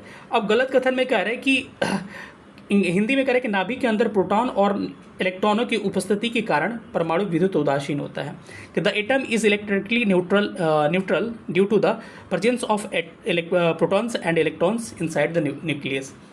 सबसे पहले तो ये गलत ये दे दिया पहला ही स्टेटमेंट कि नाभिक के अंदर न्यूक्लियस के अंदर प्रोटॉन इलेक्ट्रॉन की बात कर रहा है। भाई इलेक्ट्रॉन यहाँ ऑर्बिट में होता है ना, प्रोटॉन न्यूट्रॉन होते हैं ना, तो पहला ये स्टेटमेंट क्या होगा? इनकरेक्ट हो जाएगा। ठीक है, बाकी के स्टेटमेंट पढ़िएगा तो सबका क्या होगा? पर ये दूसरा स्टेटमेंट इलेक्ट्रॉन ऋण आवेशित होते हैं तथा इनका द्रव्यमान नगण्य के बराबर होता है। हमने बोला भी था कि इनका मास जो होता है 1/2000 होता है प्रोटॉन की तुलना में। ठीक है, तो इसका क्या होगा? सही ये होगा। सी है atomic number is the number of protons, जितने नंबर ऑफ प्रोटॉन्स होते हैं एटॉमिक नंबर कहलाता है। समस्थानिक यानी आइसोटोप्स क्या कहलाते हैं? परमाणु ईंधन के रूप में चिकित्सा क्षेत्र में कार्बन रेटिंग इत्यादि में प्रयोग करते हैं। सारा सही है, पहला क्या हो जाएगा? इनकरेक्ट हो जाएगा। चलिए अगला क्वेश्चन पे चलते हैं कि परमाणु के नाभिक में कौन से मूल कण होते हैं। फिर न्यूक्लियस की बात कर रहा है, तो क्या हो जाएगा? 6 का राइट आंसर क्या हो जाएगा? Option number C, proton and neutron. ठीक है, सी इज राइट आंसर। एक तत्व में इलेक्ट्रॉन और न्यूट्रॉनों की क्रमशः संख्या कितनी है? यानी कि नंबर ऑफ इलेक्ट्रॉन्स एक एलिमेंट में दे रखा है कितना है? नंबर ऑफ इलेक्ट्रॉन्स 18 दे रखा है इलेक्ट्रॉन, और नंबर ऑफ न्यूट्रॉन्स दे रखा है कितना भाई? न्यूट्रॉन्स दे रखा है 20। तो भाई नंबर ऑफ इलेक्ट्रॉन्स और प्रोटॉन्स बराबर होते हैं ना, तो प्रोटॉन भी कितना हो जाएगा? 18 इलेक्ट्रॉन्स है तो 18 इलेक्ट्रॉन्स भी हो जाएगा। न्यूट्रॉन 20 दे रखा है। तो ये पूछा क्या है प्रश्न में? कह रहे इसका एटॉमिक मास फाइंड करने के लिए कह रहा है। ठीक है, कि द मास नंबर या फिर एटॉमिक मास भी कहते हैं उसको। तो भाई मास क्या होता है? न्यूक्लियस का ही मास होता है ना, कि number of neutrons plus number of protons. Number of neutrons कितना है? 20 है, प्लस नंबर ऑफ प्रोटॉन्स कितना है? भाई देखिए कितना घुमाया है, इलेक्ट्रॉन्स नहीं दिया है, इलेक्ट्रॉन्स दिया है, प्रोटॉन्स नहीं दिया। तो भाई इलेक्ट्रॉन प्रोटॉन तो बराबर ही होता है ना, तो 18 ये भी होगा। तो 20 और 18 जोड़ दिए कितना हो जाएगा? 38 क्या हो जाएगा इसका राइट आंसर? ऑप्शन नंबर 7 का क्या होगा? सी इज करेक्ट आंसर। चलिए अगले प्रश्न पर चलते हैं। अगला प्रश्न कह रहे हैं कि एक नाभिक की द्रव्यमान संख्या, मास नंबर ऑफ न्यूक्लियस। ठीक है, मास नंबर ऑफ न्यूक्लियस क्या हो जाएगा? तो इसका राइट आंसर हो जाएगा कि क्या होगा कि is the sum of the number of neutrons and the protons. Number of neutrons और प्रोटॉन्स को जोड़ने पे क्या होता है? हमारा मास नंबर आता है। न्यूट्रॉन और प्रोटॉनों की संख्या का क्या होता है? योग। ऑप्शन नंबर क्या होगा? ए करेक्ट होगा। जितना हमने पढ़ा सब सेम सेम जा रहा है। चलिए अगले प्रश्न पर चलते हैं। अगला प्रश्न कह रहे हैं कि प्लूटोनियम न्यूक्लाइड के नाभिक के न्यूट्रॉनों की संख्या कितना काम कर रहा है? नीचे वाला क्या होता है भाई? नीचे वाले को एटॉमिक नंबर कहते हैं, यानी प्रोटॉन इलेक्ट्रॉन ये कह सकते हैं इसको। और ऊपर वाले को क्या कहते हैं? न्यूट्रॉन प्लस प्रोटॉन, यानी कि एटॉमिक मास होता है। ये पूछा है क्या प्रश्न में? न्यूट्रॉनों की संख्या पूछा है। हमने बताया था कि न्यूट्रॉन निकालने के लिए ऊपर वाले में से नीचे वाला घटा दीजिए, यानी 242 में से 94 घटा दीजिएगा, तो क्या हो जाएगा? आपका राइट आंसर हो जाएगा। यहाँ से फाइंड करिएगा तो मेरे ख्याल से इसका करेक्ट आंसर क्या आएगा? ऑप्शन नंबर बी क्या? 148 इसका क्या होगा? करेक्ट आंसर हो जाएगा। निम्नलिखित में से कौन सा कण आवेश रहित है? Which of the following particle is charge free. तो चार्ज फ्री कौन होता है इसमें? तो हमने पहले भी बताया कि न्यूट्रॉन पे कोई चार्ज नहीं होता है, इलेक्ट्रॉन पे नेगेटिव चार्ज होता है, प्रोटॉन पे क्या होता है? पॉजिटिव चार्ज होता है। ठीक है, अगला कह रहा है कि निम्नलिखित में से कौन सा एक रेडियोधर्मी तत्व द्वारा उत्सर्जित धनात्मक रूप से आवेशित कण है? Which of the following is a positively charge particle emitted by A radio active element. तो इसका करेक्ट आंसर क्या हो जाएगा? ऑप्शन नंबर सी हो जाएगा। क्या हो जाएगा, अल्फा बीटा गामा, यानी कि ऑप्शन नंबर डी करेक्ट होगा। सॉरी, इसका कह रहा है, ये कुछ का है, कुछ और ही रहा है। कह रहे कि विच of the following is positively charge particle. ये नहीं कह रहा क्या निकलता है, निकलता तो तीनों है, यानी कि अल्फा बीटा गामा निकलता है, लेकिन इसमें कह रहे कि पॉजिटिवली चार्ज क्या होता है। तो इसमें देखिए, तो पॉजिटिवली चार्ज इसमें क्या होता है, अल्फा होता है। क्या होता है, अल्फा क्या होता है, इसमें पॉजिटिव होता है। बीटा पे क्या होता है, चार्ज पूछा जा सकता है, यानी कि बीटा को इलेक्ट्रॉन समझ लीजिएगा, अल्फा को क्या समझ लीजिएगा, प्रोटॉन समझ लीजिएगा। और गामा जो होता है ना, क्या होता है, गामा पे कोई चार्ज नहीं होता है, यानी कि न्यूट्रॉन के बराबर होता है। ठीक है, तो इसको थोड़ा सा याद आप रखिएगा, इस तरह के प्रश्न पूछे जा सकते हैं। एक तत्व के समस्थानिक अलग अलग होते हैं, यानी कि इसका मतलब क्या है प्रश्न का, करे कि isotope and element are different. Isotope में क्या होता है भाई, आइसोटॉप में क्या होता है, इज ए मास नंबर। क्या अलग होता है भाई, तो इसके द्रव्यमान संख्या अलग होता है, लेकिन आपका परमाणु संख्या क्या होता है, सेम होता है। ठीक है, एटॉमिक नंबर सेम होगा समस्थानिक में आइसोटॉप में, लेकिन क्या होगा, मास नंबर क्या होगा, अलग होता है। नाभिकीय विखंडन किसके संघात के कारण होता है, nuclear fission is caused by the impact of what. तो इसका करेक्ट आंसर आपका ऑप्शन नंबर सी हो जाएगा, न्यूट्रॉन की वजह से होता है। ठीक है, एक ही प्रकार का परमाणु निम्न में से किस में मिलता है, in which of the following is the same type of atom found. तो इसमें किस में होगा भाई, तो आपके न्यूट्रल एटम में क्या होते हैं, सेम टाइप होते हैं। न्यूट्रल एटम कहने का मतलब कि प्राकृतिक रूप से जो तत्व मिलते हैं ना, उसमें क्या होता है, एक ही तरह की चीज़ें मिलती हैं, उसमें एक ही प्रकार के परमाणु मिलते हैं, उसमें डिफरेंट कुछ नहीं होते हैं, यानी कि नेचुरल एलिमेंट्स में। निम्नलिखित में से किस में ऋणात्मक आवेश होता है, सेम वही प्रश्न पूछ दिया जिसको मैंने बोला था। मैंने बोला कि बीटा पे क्या होता है भाई, फिर से सुन लीजिए, बीटा पे क्या होता है, बीटा पे क्या होता है, निगेटिव चार्ज होता है। अल्फा पे क्या होता है, पॉजिटिव चार्ज होता है। और गामा पे क्या होता है, आपका चार्जलेस होता है। यानी कि गामा को न्यूट्रॉन समझ लीजिए, इलेक्ट्रॉन बीटा को समझ लीजिए, और इसको क्या समझ लीजिए, प्रोटॉन समझ लीजिए। तो प्रश्न क्या पूछा है, पूछा है कि विच of the following is the same, which of the following is negative charge पूछा है। तो नेगेटिव क्या हो जाएगा, बीटा, यानी कि 15 का सी करेक्ट आंसर हो जाएगा। चलिए अगले प्रश्न पर चलते हैं। निम्नलिखित में से कौन सा इलेक्ट्रॉनिक संरूपण धातु तत्व के होते हैं। विच of the following elements configuration is the true for metallic element. इसमें मेटालिक एलिमेंट का निकालना है कि किसके लिए आपका करेक्ट होगा। तो आप जोड़िएगा, तो सबका जोड़िएगा, 8 2 10 नियॉन, हाँ 8 7 15 17 क्लोरीन, नॉन मेटल हो जाएगा, 8 8 16 और 2 18, ये भी क्या हो जाएगा, नॉन मेटल हो जाएगा। 8 8 16 2 18 2 20, 20 किसका होता है भाई, कैल्शियम का होता है ना, शायद देख लीजिए एक बार, कैल्शियम हो जाएगा। तो कैल्शियम क्या एक तरह का मेटल है, तो ऑप्शन नंबर क्या होगा, डी करेक्ट हो जाएगा। अगला देखिएगा, तो जिस तत्व के परमाणु में 2 प्रोटॉन 2 न्यूट्रॉन और 2 इलेक्ट्रॉन हो, उस तत्व की द्रव्यमान संख्या कितनी होगी। What is the mass number of an element whose atom has 2 protons 2 neutrons and 2 electrons. Electron से तो कोई मतलब ही नहीं भाई, मास नंबर होता है क्या है, number of protons plus number of neutrons. तो नंबर ऑफ प्रोटॉन्स कितना कह रहा है, 2 नंबर ऑफ प्रोटॉन्स कह रहा है, 2 नंबर ऑफ न्यूट्रॉन्स कह रहा है, यानी कि उसका मास नंबर क्या हो जाएगा, मास नंबर क्या हो जाएगा, 4, 2 2 4 करेक्ट आंसर हो जाएगा। अगला प्रश्न है कि किसी परमाणु नाभिक का आइसोटोप वह नाभिक है जिसमें, यानी कि an isotope an atomic nucleus is nucleus in which. इसका राइट आंसर क्या हो जाएगा, क्योंकि इसमें क्या होगा, the number of proton is the same. Number of proton same कहने का मतलब एटॉमिक मास सेम, ठीक है, but the number of neutrons are different. Number of neutrons क्या होता है, अलग होते हैं, यानी कि प्रोटॉनों की संख्या तो वही होती है, परंतु न्यूट्रॉनों की संख्या अलग होती है, क्योंकि प्रोटॉन तो सेम होंगे, लेकिन न्यूट्रॉन बदलेंगे तो एटॉमिक मास बदल जाएगा, और एटॉमिक मास बदलेगा और एटॉमिक नंबर सेम रहेगा, तो क्या कहेंगे, उनको आइसोटॉप कहते हैं। यानी कि ऑप्शन इसका क्या होगा, बी क्या हो जाएगा, करेक्ट आंसर हो जाएगा। कोलाइड कण के आकार की सीमा क्या होती है, कोलाइड का कण का जो आकार की सीमा होती है, पूछा है क्या होती है। तो देखिए ये प्रश्न जो है ना, थोड़ा सा घुमा के दिया था, सेंटीमीटर में दे रखा है हर जगह, लेकिन ये दे दिया है किस में, मीटर में दे रखा है। तो इसका क्या हो जाएगा, 19 का ऑप्शन नंबर क्या होगा, ए करेक्ट हो जाएगा, यानी कि 10 के पावर -7 मीटर से लेके 10 के पावर -10 मीटर। अगर आपसे मैं पूछता कि अगर इसको कन्वर्ट करना होता हमको किस में, अगर सेंटीमीटर में कन्वर्ट करना होता, तो क्या होता कि 10 के पावर -5 सेंटीमीटर से लेके 10 के पावर -7 सेंटीमीटर ये हो जाता, क्योंकि आपको पता है कि उसको कन्वर्ट करेंगे अगर तो किस में जाएगा। तो कई लोग ऑप्शन नंबर क्या मार दिए, डी वाला मार दिए, लेकिन डी नहीं होगा, ए ही करेक्ट होगा, क्योंकि मीटर में दे रखा है, लूसेंट वगैरह में सेंटीमीटर में दे रखा है, तो इसको ध्यान रखिएगा थोड़ा सा। चलिए, आधुनिक परमाणु प्रतीक द्वारा प्रस्तावित एक विधि है। अब क्या प्रश्न पूछ रहा है भाई, तो आधुनिक परमाणु प्रतीक, अरे इंग्लिश पढ़िए ना, modern nuclear symbol based on the method of the proposed by. अरे जो सिंबल जो दिया गया था एलिमेंट वाला, किसने दिया था भाई, तो इसका ऑप्शन नंबर बी हो जाएगा, बार्जेलियस इज करेक्ट आंसर। ठीक है, अगला प्रश्न पे चलते हैं। 21 नंबर प्रश्न करें, निम्नलिखित में से किस तत्व की परमाणु त्रिज्या सबसे बड़ी है। ठीक है, which of the following elements is the large atomic radius. इसमें कंपेयर अगर करिएगा तो बोरॉन का होगा, क्योंकि आपको देखिएगा तो ऊपर से नीचे आने के बाद से एटॉमिक रेडियस बढ़ता है किसमें, आपको पीरियोडिक टेबल में उस हिसाब से निकालिएगा। ठीक है, तो क्या आ जाएगा, बोरॉन क्या हो जाएगा, करेक्ट आंसर आपका हो जाएगा। अगला प्रश्न आपको कह रहा है कि हाइड्रोजन परमाणु के nवें स्थिर कक्ष का अर्धव्यास किसके समानुपाती होता है, यानी कि what is the diameter of the nth stable orbit of a hydrogen atom proportional to. इसका राइट आंसर क्या हो जाएगा, ऑप्शन नंबर सी हो जाएगा, n²। आपको पता होगा n² के रूप में हम लोग देते हैं। ठीक है, क्योंकि nवें का रद्द 2n² बट्टा करिएगा तो n² 1/n² आ जाएगा। चलिए, भौतिक परिवर्तन का एक उदाहरण है। देखिए, दो चीज़ होता है, केमिकल चेंज होता है, एक फिजिकल चेंज होता है। तो केमिकल चेंज में क्या होता है कि एक बार चेंज होने के बाद दोबारा वो रिवर्सिबल नहीं होता है, लेकिन फिजिकल चेंज में क्या होता है, दोबारा हम उसको प्राप्त कर सकते हैं। जैसे उदाहरण के लिए आपको फिजिकल चेंज की बात करते, देखिए मोमबत्ती का जलना में दोनों होता है। ठीक है, केमिकल फिजिकल दोनों होता है। ठीक है, अगर बर्फ़ का पिघलना कहा जाए तो ये भी क्या है, आपका फिजिकल चेंज है।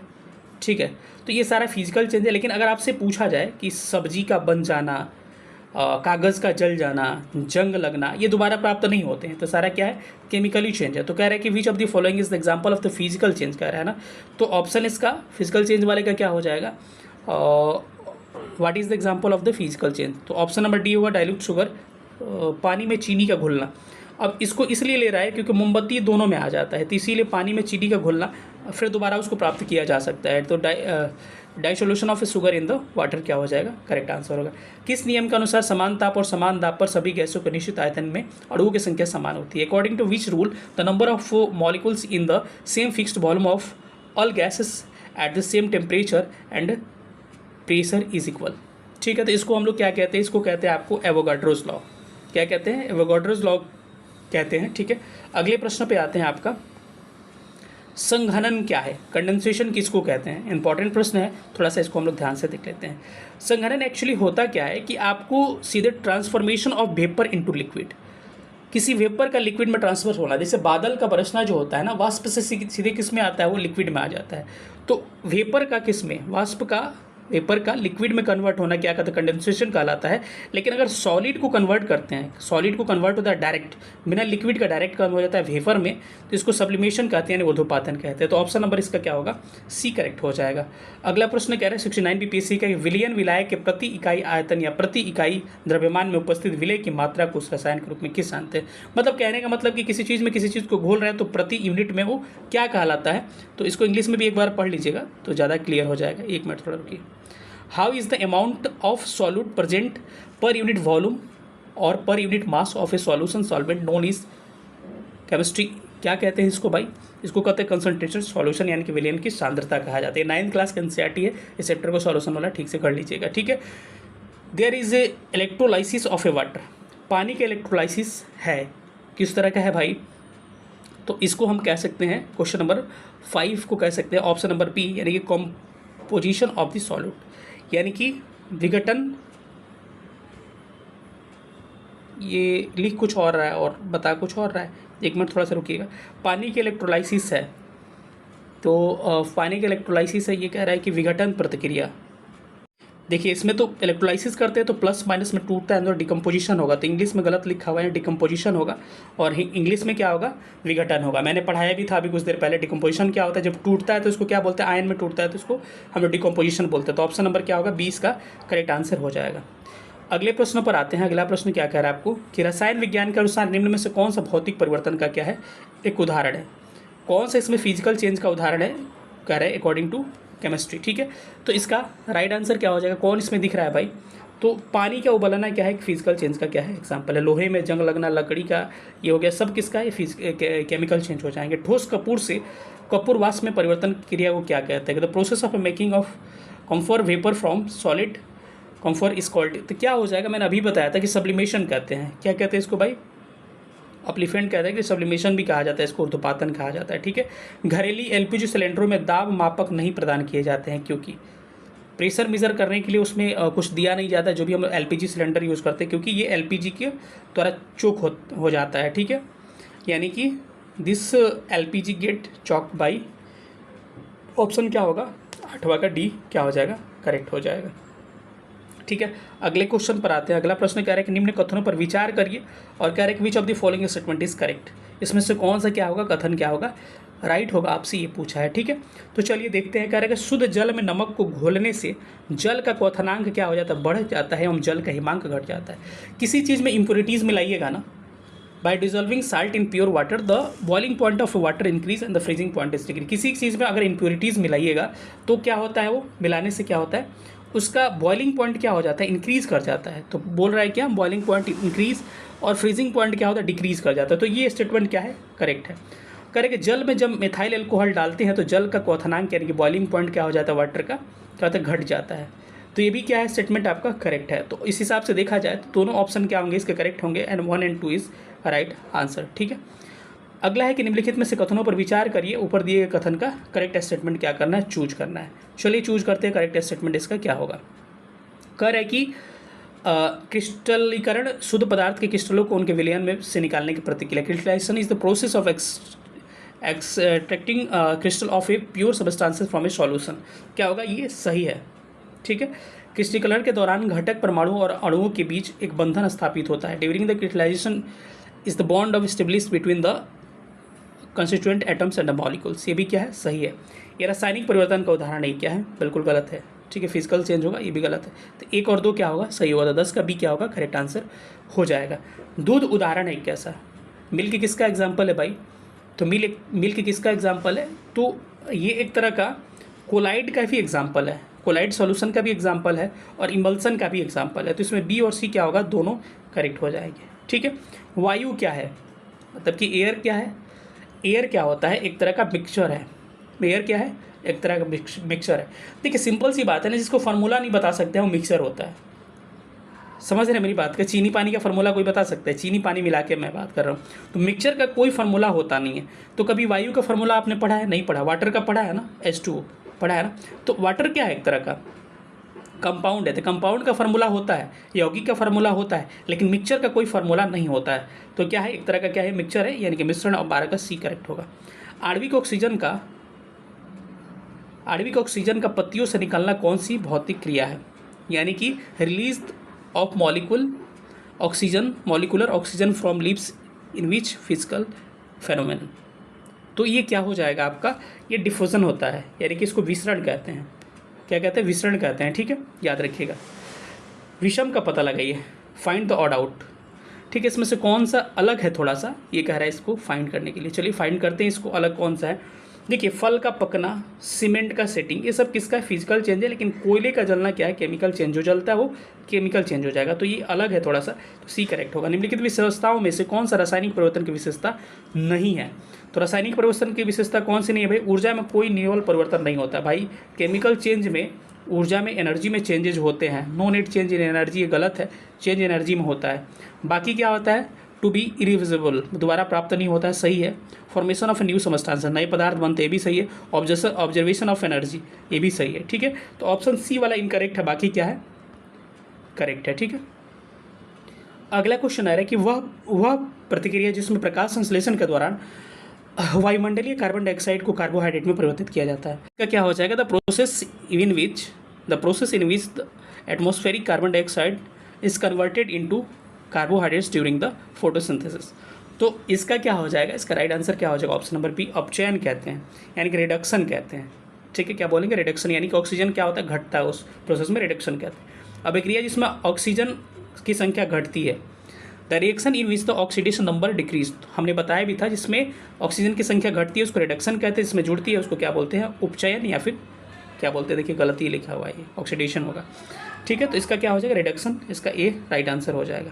चलिए अगले प्रश्न पर आते हैं। निम्नलिखित विकल्पों में से किसी एक विकल्प में सामग्रियों को उनके कणों के बीच आकर्षण बल के घटते क्रम में व्यवस्थित किया जाता है, मतलब कि दो पार्टिकल के बीच में फोर्स ऑफ अट्रैक्शन की बात कर रहा है, कि आपको सही विकल्प का क्या करना है, चुनाव करना है। ठीक है, तो क्या हो जाएगा, इसका करेक्ट आंसर हो जाएगा ऑप्शन नंबर ए हो जाएगा, कि हाइड्रोजन गैस, लिक्विड और लौह धातु। सिंपल सी बात है भाई, कि गैस में क्या होता है, गैस में पार्टिकल दूर दूर होते हैं, लिक्विड में नज़दीक होता है, इसीलिए गैस इधर उधर बहता रहता है। लिक्विड में थोड़ा सा नज़दीक उससे होता है, क्योंकि क्या होगा, लिक्विड थोड़ा सा सटा होता है तभी बहता है, और सॉलिड में कितना एकदम सटा सटा होता है। तो घटते हुए क्रम, बढ़ते हुए क्रम में बोला है फोर्स ऑफ अट्रैक्शन बीच का, तो इसके बीच का सबसे ज़्यादा सॉलिड में होगा, उससे थोड़ा सा कम क्या होगा, लिक्विड में होगा, उसके से कम गैस में होगा। तो ऑप्शन क्या होगा, ये करेक्ट हो जाएगा। ठीक है, चलिए अगले प्रश्न पर चलते हैं। निम्नलिखित में से कौन सा तत्व नहीं है, which of the following is not element. इसमें से आपको कौन सा तत्व नहीं है, तो ऑप्शन सी तत्व नहीं होगा, गैस एलिमेंट नहीं होता। धातु, अधातु, उपधातु, ये अजीब टाइप का क्वेश्चन ही दिया था, ये काफ़ी विवाद में भी रहा था। ठीक है, फाइनली क्या आंसर लिया था, शायद गैस ही लिया था। हमको थोड़ा सा कौन सा एलिमेंट नहीं है कह रहा है, तो थोड़ा सा ये लास्ट में डाउट हो गया था। आधुनिक रसायन शास्त्र का जनक किसे कहा जाता है, who is the called the father of the modern chemistry. वही हम कह रहे थे कि लेवोजियर मत बनिएगा, सी करेक्ट होगा। नीला थोथा का रासायनिक सूत्र क्या होता है, चलिए हम थोड़ा सा नीला थोथा, अनबुझा चूना, ये सब आ गया, इसकी हम थोड़ा सा डिटेल में बात करते हैं। एक फार्मूला दिखाते हैं आपको, सारा फार्मूला का एक लिस्टिंग बना दिए हैं। देखिए, सोडियम कार्बोनेट या फिर वॉशिंग सोडा Na2CO3 × 10H2 इसका फार्मूला होता है। बेकिंग सोडा या खावा सोडा क्या होता है, NaHCO3। ठीक है, ब्लीचिंग पाउडर, ठीक है, कैल्शियम ऑक्सीक्लोराइड कहते हैं, CaOCl2। ठीक है, प्लास्टर ऑफ पेरिस क्या होता है, CaSO4 × 1/2H2, यानी कि कैल्शियम सल्फेट हेमी हाइड्रेट इसको कहते हैं। इनके आधा, हेमी मतलब आधा, हाइड्रेट मतलब पानी। ठीक है, कैल्शियम सल्फेट को क्या कहते हैं, जिप्सम, यानी कि CaSO4 × 2H2। क्लोरोफॉर्म का फॉर्मूला क्या होता है, CH3Cl होता है। ब्लू विट्रॉल, ब्लू विट्रॉल को इंग्लिश में क्या बोलते हैं भाई, ब्लू विट्रॉल को हिंदी में बोलते हैं नीला थोथा, जिसका अभी प्रश्न आपने देखा था, नीला थोथा, जिसको क्या बोलते हैं, नीला थोथा, लिख लीजिएगा। नीला थोथा का कॉपर सल्फेट × 5H2 होता है। वाइट विड्रॉल यानी कि उजला थोथा, जिंक सल्फेट × 7H2 होता है। हरा कशिश किसको बोलते हैं, FeSO4 फेरस सल्फेट × 7H2 को हरा कशिश। सारा चाहिए तो स्क्रीनशॉट ले लीजिएगा। एप्सम साल्ट किसको बोलते हैं, मैग्नीशियम सल्फेट × 7H2 को एप्सम साल्ट बोला जाता है। ग्लाबर साल्ट किसको बोलते हैं, Na2SO4 × 10H2 को ग्लाबर साल्ट कहते हैं। कास्टिक सोडा किसे कहते हैं, NaOH, सोडियम हाइड्रोक्साइड को कास्टिक सोडा कहा जाता है। क्विक लाइम यानी कि अनबुझा चूना किसे कहा जाता है, CaO को, कैल्शियम ऑक्साइड को। और स्लैक लाइम बुझा हुआ चूना किसे कहा जाता है, CaOH का, OH का होल ट्वाइस को बुझा हुआ चूना कहा जाता है। इतना में से आपको सारा क्या हो जाएगा, सारी चीज़ें क्लियर हो जाएगा। आते हैं टॉपिक पे। हम लोग यही थे ना कि blue powder is chemically, blue vitriol कहते हैं। नीला थोथा किसे कहते हैं भाई, तो अभी हमने इसके बारे में जिक्र किया था। नीला थोथा किसे, कॉपर सल्फेट × 5H2 को कहा जाता है, CaSO4 × 5H2। ठीक है, निम्न में से किसे अनबुझा चूना कहा जाता है। देखिए पूछा 67 री एग्जाम में, मेरे को याद था कि किसको स्लैक लाइम कहा जाता है। तो स्लैक लाइम किसे कहा जाता है, बुझा चूना कहा जाता है CaO को। ठीक है, ये भी यहाँ पे क्विक लाइम होगा, ये भी गलत लिखा है, CaO होगा। ठीक है, तो इसका क्या हो जाएगा, ए राइट आंसर हो जाएगा। ये क्या हो जाएगा, CaOH का होल ट्वाइस से बुझा हुआ हो जाएगा। ठीक है, इसको स्लैक लाइम कहते हैं, इसको क्विक लाइम कहा जाता है। गलती दिया हुआ है। चूने का पानी किसके द्वारा दुधिया हो जाता है, what does lime water become milky, किसके द्वारा होता है भाई। ये सबको आसान सा प्रश्न है और ये डिटेल में सबको पता है, कार्बन डाइऑक्साइड के द्वारा होता है। निम्नलिखित में से कौन सा सीमेंट का मुख्य अवयव है, यानी कि विच of the following is the main component of, यहाँ साल्ट लिखा हुआ है, सीमेंट होगा। सीमेंट के मुख्य घटक इसमें से कौन कौन से होते हैं, तो आप देखिएगा तो इसमें जिप्सम भी हो जाएगा और मुख्य घटक कि जिप्सम नहीं होगा, लगभग सबको मान लिया गया था, इसका आंसर आया ही नहीं था। ठीक है, तो ये क्या हो जाएगा, पहले वाले एग्जाम का आंसर दिया नहीं गया था, तो हम लोग मोर देन वन ही मानते हैं, लेकिन कई लोग जिप्सम इसका मानता है, लेकिन मेरे ख्याल से इसको चूना पत्थर वगैरह, सिलिका, मिट्टी सब लीजिएगा तो मोर देन वन सारा मेन कंपोनेंट ही माना जाता है। ठीक है, तो इसका मेरे ख्याल से ई लीजिएगा तो बेटर होगा। एक कार बैटरी में प्रयुक्त अपघट्य होता है, the electrolyte use in car battery क्या होगा, इसका साथ का ऑप्शन नंबर आपका राइट हो जाएगा, सल्फ्यूरिक एसिड क्या हो जाएगा, इसका राइट आंसर हो जाएगा, डी इज राइट आंसर। चलिए अगले प्रश्न पर चलते। पीतल के बर्तनों को कलई करते समय गर्म बर्तन की सफाई के लिए प्रयोग किए जाने वाला अमोनियम क्लोराइड चूर्ण से निकलने वाला धुआं कौन सा धुआं होता है भाई, तो ये आपका जो धुआं होता है इसको बोलते हैं हम लोग, ऑप्शन नंबर डी, अमोनिया और हाइड्रोक्लोरिक एसिड। सोने को घोला जा सकता है, तो इसका कोई आंसर निकल के सामने आया नहीं था, ये विवादित प्रश्न था। ठीक है, एक्वेरिजिया होगा। एक्वेरिजिया जो होता है किसका होता है, एक्वेरिजिया जो होता है HCl और किसका, आपका HCl और HNO3 का क्या होता है, मिक्सचर होता है, और ये रेशियो 3:1 होता है, सॉरी 3:1 होता है, यानी कि 3 पार्ट HCl का होता है, 1 पार्ट क्या होता है, HNO3 का होता है। इसको एक्वेरिजिया के नाम से हम लोग जानते हैं। ठीक है, CO कार्बन मोनोऑक्साइड में जो होगा आबंध क्रम जो होगा, बॉन्ड जो इसका बॉन्ड ऑर्डर पूछ रहा है कि बॉन्ड ऑर्डर क्या होगा, तो इसमें चेक करिएगा बॉन्ड ऑर्डर तो क्या होगा, 3 इसका होता है। ठीक है, यूरेनियम से क्या बनता है, तो यूरेनियम से क्या बनता है आप ही बता दीजिए, पैसा बनता है, चम्मच बनता है, बिजली बनता है, तो ऑप्शन क्या होगा 12 का सी राइट आंसर हो जाएगा। ठीक है, पानी में घुलने पर उसे कठोर बनाने वाला यौगिक कौन सा है? ठीक है, तो इसको 1 मिनट थोड़ा ऊपर नीचे हो जा रहा है, इंग्लिश वाले को प्रॉब्लम हो सकता है। तो 13 का राइट आंसर क्या हो जाएगा? ऑप्शन नंबर सी हो जाएगा,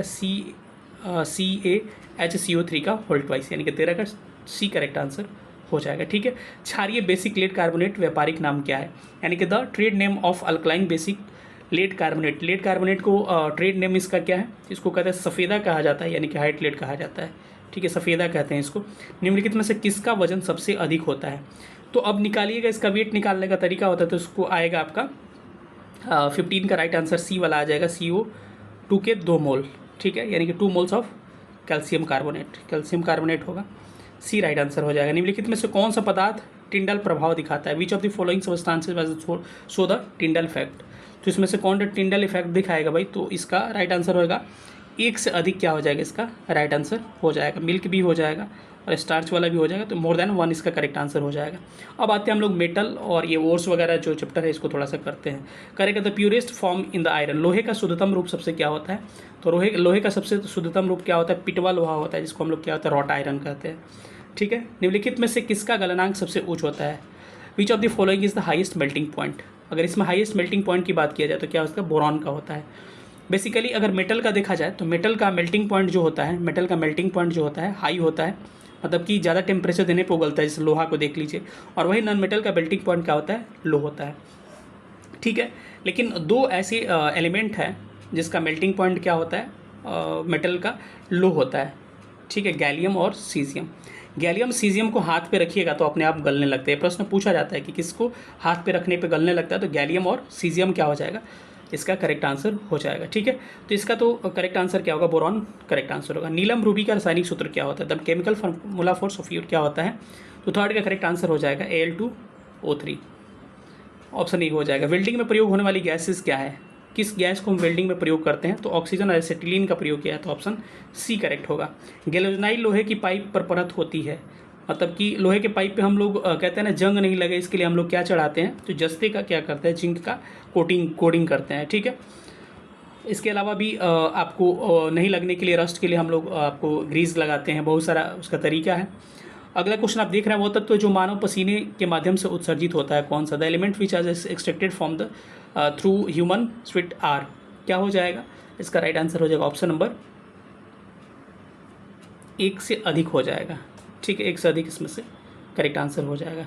निम्न में से कौन सा अलौह धात्विक तत्व है? Which of the following is non ferrous metallic element? इसमें किसमें मतलब कि लोहा नहीं होता है? तो इसमें देखिएगा तो 1 से अधिक इसमें भी क्या हो जाएगा? करेक्ट आंसर 1 से अधिक क्या हो जाएगा। ठीक है, ट्यूबलाइटों तथा परखनलियों में प्रयोग किए जाने वाला ग्लास किससे बनता है? तो इसका राइट आंसर ऑप्शन नंबर इसका भी हो जाएगा, इसका भी क्या हो जाएगा? मोर देन 1 हो जाएगा। ठीक है, निम्न में से किस धातु की विद्युत चालकता सबसे अधिक होती है? Which of the following metal has the highest electric conductivity? Highest electric conductivity किसका होता है भाई? कौन सा इलेक्ट्रो कंडक्टिव सबसे ज़्यादा, यानी कि विद्युत का चालक सबसे अच्छा कौन सा होता है? ये सिल्वर होता है। सिल्वर और कॉपर क्या होता है? सबसे अच्छा होता है। वही मरकरी की बात किया जाए, पारा और लेड की बात किया जाए, दोनों क्या होता है? बेड कंडक्टर होते हैं। हीट का भी क्या होता है? Bad conductor. एक बार हम आपको सारा दिखाएंगे कि किसका क्या क्या होता है। निम्नलिखित में से सबसे भारी धातु कौन सी होती है? इसमें अगर निकालिएगा तो सबसे क्या होगा? हैवीएस्ट मेटल कौन हो जाएगा एटॉमिक मास के हिसाब से? तो हो जाएगा ऑप्शन नंबर डी, प्लैटिनम हो जाएगा। ठीक है, टूटी हुई हड्डियों की रक्षा के लिए प्लास्टर ऑफ पेरिस होता है। प्लास्टर ऑफ पेरिस क्या होता है? हमने अभी कुछ देर पहले सारा का फॉर्मूला बताया, क्या होता है? जिप्सम होता है। प्लास्टर ऑफ पेरिस का सूत्र क्या होता है? तो वही कह रहे हैं CaSO4 × 2H2O, या फिर यहाँ 2 लगा दीजिएगा, दोनों का मतलब यही होता है। क्या हो जाएगा? या तो CaSO4 का होल ट्वाइस और H2O लिखिए, या फिर इसको CaSO4 × ½ H2 हेमीहाइड्रेट लिखिए। ये क्या हो जाएगा? 1/2 H2O। ये क्या होगा? प्लास्टर ऑफ पेरिस होता है। ठीक है, जिप्सम बोलेगा तब क्या होगा? ये डी वाला हो जाएगा। ठीक है, तो इसका करेक्ट आंसर बी होगा। CaSO4 का होल 2 × H2O लिख सकता है, या फिर CaSO4 × ½ H2O, कुछ भी लिख सकता है। ठीक है, खनिज मिनरल क्या होता है? तो खनिज मिनरल बेसिकली क्या होता है? तो इसका राइट आंसर हो जाएगा अकार्बनिक ठोस, यानी कि इनऑर्गेनिक सॉलिड होता है। सबसे अधिक क्रिस्टलीय धातु कौन सी है? Which of the element is most active metal? ठीक है, तो 14 का करेक्ट आंसर क्या हो जाएगा? ऑप्शन नंबर डी, क्रियाशील पूछा है ना, सबसे रिएक्टिव कौन होता है, आपने देखा था ना, लिस्ट दिखाया था, पोटेशियम। बन गया ना क्वेश्चन वहाँ से भी, पोटेशियम फिर सोडियम, तो इसमें सबसे अधिक क्या होता है, पोटेशियम। नहीं रहता पोटेशियम तो हमको सोडियम लेना पड़ता, तो ये क्या हो जाएगा, पोटेशियम राइट आंसर हो जाएगा। अगला प्रश्न, निम्न में से किसे श्वेत धातु भी कहा जाता है। Which of the following is called the white metal, इसमें से किसे व्हाइट मेटल कहा जाता है, तो इसमें से किसी को नहीं लिया गया था, तो ई ऑप्शन आयोग के द्वारा लिया गया था। उत्कृष्ट धातुओं के संदर्भ में निम्नलिखित में से कौन सा कथन क्या है, सही है। तो ये क्या नोबल मेटल है, इनके बारे में दिया गया कुछ स्टेटमेंट कि उत्कृष्ट धातु प्रकृति में शुद्ध रूप से पाई जाती है। तो ये वाला स्टेटमेंट तो सही है कि noble metals are found in the pure form in the nature, तो पहला करेक्ट है। यूरेनियम और सीसा उत्कृष्ट धातु का उदाहरण है। Uranium and lead as the example of the noble, नहीं ये क्या होगा, ये गलत हो जाएगा। ठीक है, तो केवल पहला स्टेटमेंट आपका करेक्ट होगा। निम्न में से कौन सा सामान्य ताप पर द्रव अवस्था में पाया जाता है, बहुत बहुत बहुत इंपॉर्टेंट सवाल है। चलिए कुछ इसके पॉइंट्स देख लेते हैं। मरकरी क्या होता है, सामान्य अवस्था में द्रव अवस्था में पाया जाता है, सामान्य रूम टेम्परेचर पे। इसके बारे में कुछ मेरे पास फैक्ट है, उस फैक्ट को थोड़ा सा डिटेल में हम लोग देख लेते हैं, उसके बाद से थोड़ा सा आगे बढ़ेंगे। सारा एनसीईआरटी का लाइन में लिख के लाया हूँ, इसको याद कर लीजिएगा। सिल्वर तथा कॉपर उष्मा के सबसे अच्छे चालक होते हैं। Silver and copper is the good conductor of electricity. देखिए यही सवाल अभी पूछा था, सिल्वर एंड कॉपर, ठीक है। इसकी तुलना में लेड तथा मरकरी, लेड और मरकरी क्या होता है, बेड कंडक्टर होते हैं या फिर नॉन कंडक्टर होते हैं। क्या होते हैं, नॉन कंडक्टर होते हैं। कौन, मरकरी और लेड। अब हम बात करते हैं कि मेटल जो नॉन मेटल बेसिकली जो होते हैं, अधातु जो होते हैं, या तो सॉलिड होंगे या गैस होंगे। लेकिन एक ऐसा अधातु है जो किस अवस्था में होता है, लिक्विड अवस्था में होता है। प्रश्न पूछा जा सकता है। अब कई लोग मरकरी और ब्रोमीन में कंफ्यूज जाते हैं कि मरकरी मारे कि ब्रोमीन। अरे भाई, मरकरी जो है मेटल है, और ये पूछता है, जब पूछे कि कौन सी अधातु, which of the following non metallic element is in liquid state. अगर पूछे कि अधातु कौन सा किस अवस्था में है, लिक्विड अवस्था में, तो क्या होगा, ब्रोमीन करेक्ट आंसर हो जाएगा। ठीक है, वो पारा पूछा, मेटल था। ठीक है, all metals accept mercury exit the solid at room temperature, पूछ दिया था ना। देखिए एनसीईआरटी का लाइन है, मैं लिख के सारा पॉइंट लाया हूँ, जाके देख लीजिएगा, एक एक पॉइंट ये लिखा हुआ है। ठीक है, मेटल नॉन मेटल वाले चैप्टर में। अब इसमें क्या कर रहे, दोनों को अंतर दोनों में क्या है, कह रहे कि देखिए सारा सॉलिड जो होते हैं, बेसिकली कोई सॉलिड जो होता है आपको लिक्विड स्टेट में पाया नहीं जाता है, लेकिन मरकरी ऐसा मेटल है, कोई मेटल की बात कर रहा है, मरकरी ऐसा धातु है जो लिक्विड स्टेट में पाया जाता है। अब कि फिर ब्रोमीन वाला आंसर कभी कई लोग कंफ्यूज हो जाते हैं कि मरकरी मारे कि ब्रोमीन मारे, दोनों लिक्विड होता है। तो याद रखिएगा, कहेगा कौन सा अधातु, जब कहेगा नॉन मेटल कहेगा तब ब्रोमीन होगा, अगर कहेगा कौन सा धातु तो मरकरी होगा। Iodine is an non metal but in exit is lustrous. ठीक है, अब इसके लिए क्या कह रहा है कि आयोडीन जो होता है ना, एक अधातु है। अधातु में क्या होता है, अधातु को पढ़िएगा तो अधातु में किसी तरह का लस्टराइजेशन नहीं होता है, यानी कि आपको चमक नहीं होता है। लेकिन अधातु जो है, एक नॉन मेटल जो है आयोडीन है, लेकिन इसमें चमक होता है। प्रश्न ऐसा पूछ सकता है, ये एनसीईआरटी का लाइन है कि किस नॉन मेटल में क्या होता है, या किस में क्या होता है, नॉन मेटल में कौन लस्टरस होता है, यानी कि चमकीला होता है, तो आयोडीन को आप याद रख सकते हैं। ये सारे इंपॉर्टेंट लाइन है, कहीं से भी पूछे जा सकते हैं। ठीक है, alkaline metals are so soft that, देखिए alkaline metals are so soft that they cannot with a knife. देखिए क्या होता है कि अल्कलाइन जो मेटल होते हैं, ये 3 को चाकू से हम काट सकते हैं, काफ़ी क्या होते हैं, ये मुलायम होते हैं। तो कई बार प्रश्न पूछता है कि किसको इसमें से चाकू से काटा जा सकता है, नाइफ से काटा जा सकता है, तो कई लोग सोडियम या पोटेशियम मार देते हैं। नहीं भाई, तीनों सोडियम, पोटेशियम, लिथियम में तीनों क्या हो जाएगा, एनसीईआरटी में दे रखा है, तीनों को ध्यान रखिएगा। Generally metal high melting point क्या होता है, मेटल का क्या होता है, धातु का हाई मेल्टिंग पॉइंट होता है, यानी कि हाई टेम्परेचर देंगे तब गलेगा। लेकिन कुछ एक्सेप्शन भी है जिसमें गैलियम और सीजियम होता है, क्योंकि गैलियम और सीजियम को हथेली पर रखने पे क्या हो जाता है, गल जाता है। चूँकि ये भी मेटल हैं, ये भी धातु हैं, इनका भी हाई मेल्टिंग पॉइंट होना चाहिए, गलना नहीं चाहिए, लेकिन रूम टेम्परेचर पे ही क्यों हाथ पर रखने पर गल जाते हैं। तो एक्सेप्शन है गैलियम सीजियम, इसको याद रखिएगा, ये प्रश्न पूछा जा सकता है, काफ़ी इंपॉर्टेंट है। समझ गए। चलिए हम लोग थोड़ा सा अब आगे बढ़ते हैं और कुछ चीज़ों को देखते हैं। हम लोग इसी प्रश्न पे थे जहाँ तक किया था, निम्न में से कौन सा धातु सामान्य ताप पर द्रव, धातु की बात कर रहा है ना भाई, तो अगर इसमें ब्रोमीन भी दिया होता ना तब भी हम लोग नहीं मारते, पारा ही लेते आंसर। समझ रहे हैं मेरी बात को, कि अगर इसमें कहता है which of the following metals is in liquid at the room temperature, तो मरकरी होगा, क्योंकि क्या पूछा है यहाँ, मेटल पूछा है। अगर यहाँ नॉन मेटल पूछता और यहाँ पे मरकरी भी होता, ब्रोमीन भी होता, तो आप ब्रोमीन मारते, क्योंकि नॉन मेटल पूछ रहा है। तो मेटल पूछे तो mercury at room temperature liquid state, और अगर पूछे आपका नॉन मेटल तो क्या होगा, ब्रोमीन करेक्ट आंसर होगा। किस खनिज में किस खनिज से रेडियम प्राप्त किया जाता है, तो क्या हो जाएगा, पिंच प्लेट हो जाएगा। वायु में थोड़ी देर रखने पर किसी धातु के ऊपर हरे रंग की बेसिक कार्बोनेट की परत जम जाती है, वो क्या होता है। देखिए ये आसान सा प्रश्न है, तांबा पे रखिएगा तो एक तरह का हरे रंग का क्या लग जाता है, उस पर जंग की तरह लग जाता है। निम्नलिखित में से किस धातु खनिज द्वारा लोहा प्राप्त किया जाता है? तो करेक्ट आंसर इसका क्या हो जाएगा? डी हो जाएगा, हेमेटाइट। ठीक है, ये PYQ है, देखिए 42वीं BPSC का भी पूछ दिया था 17वीं में। विरंजक चूर्ण के लिए कौन सा कथन क्या असत्य है? Which of the following statement is false bleaching powder? Bleaching powder के लिए इसमें से फॉल्स स्टेटमेंट कौन है? जल में विलय होता है, ये स्टेटमेंट क्या है? ज़्यादा विलय नहीं होता है ये, इट इज मोर सॉल्युबल नहीं होता, सॉल्युबल होता है, मोर नहीं होता, हल्के पीले रंग का होता है, सही है। ऑक्सीकारक होता है, ऑक्सीडाइजिंग एजेंट होता है, सही है। तनु अम्ल की प्रतिक्रिया से क्लोरीन गैस निष्कासित करता है, removes the chlorine from the reaction of the dilute acid, ये भी सही है। पहला क्या होगा? इनकरेक्ट होगा, तो यही आंसर हो जाएगा। जिस धातु क्रम प्रक्रिया के अंतर्गत धातु मिश्रित अवस्था में पाई जाती है उसको क्या कहते हैं?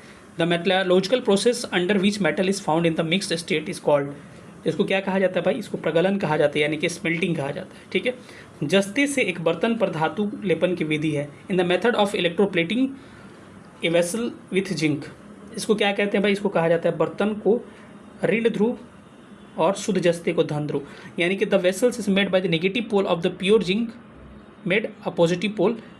ये मतलब कि कहने का मतलब ये क्या करता है कि इसमें कह रहे हैं कि बर्तन के ऋण ध्रुव और शुद्ध जस्ते को धन ध्रुव से जोड़ते हैं, यानी जिंक को पॉजिटिव और बर्तन का जो ये होगा उसको नेगेटिव से जोड़ेंगे हम।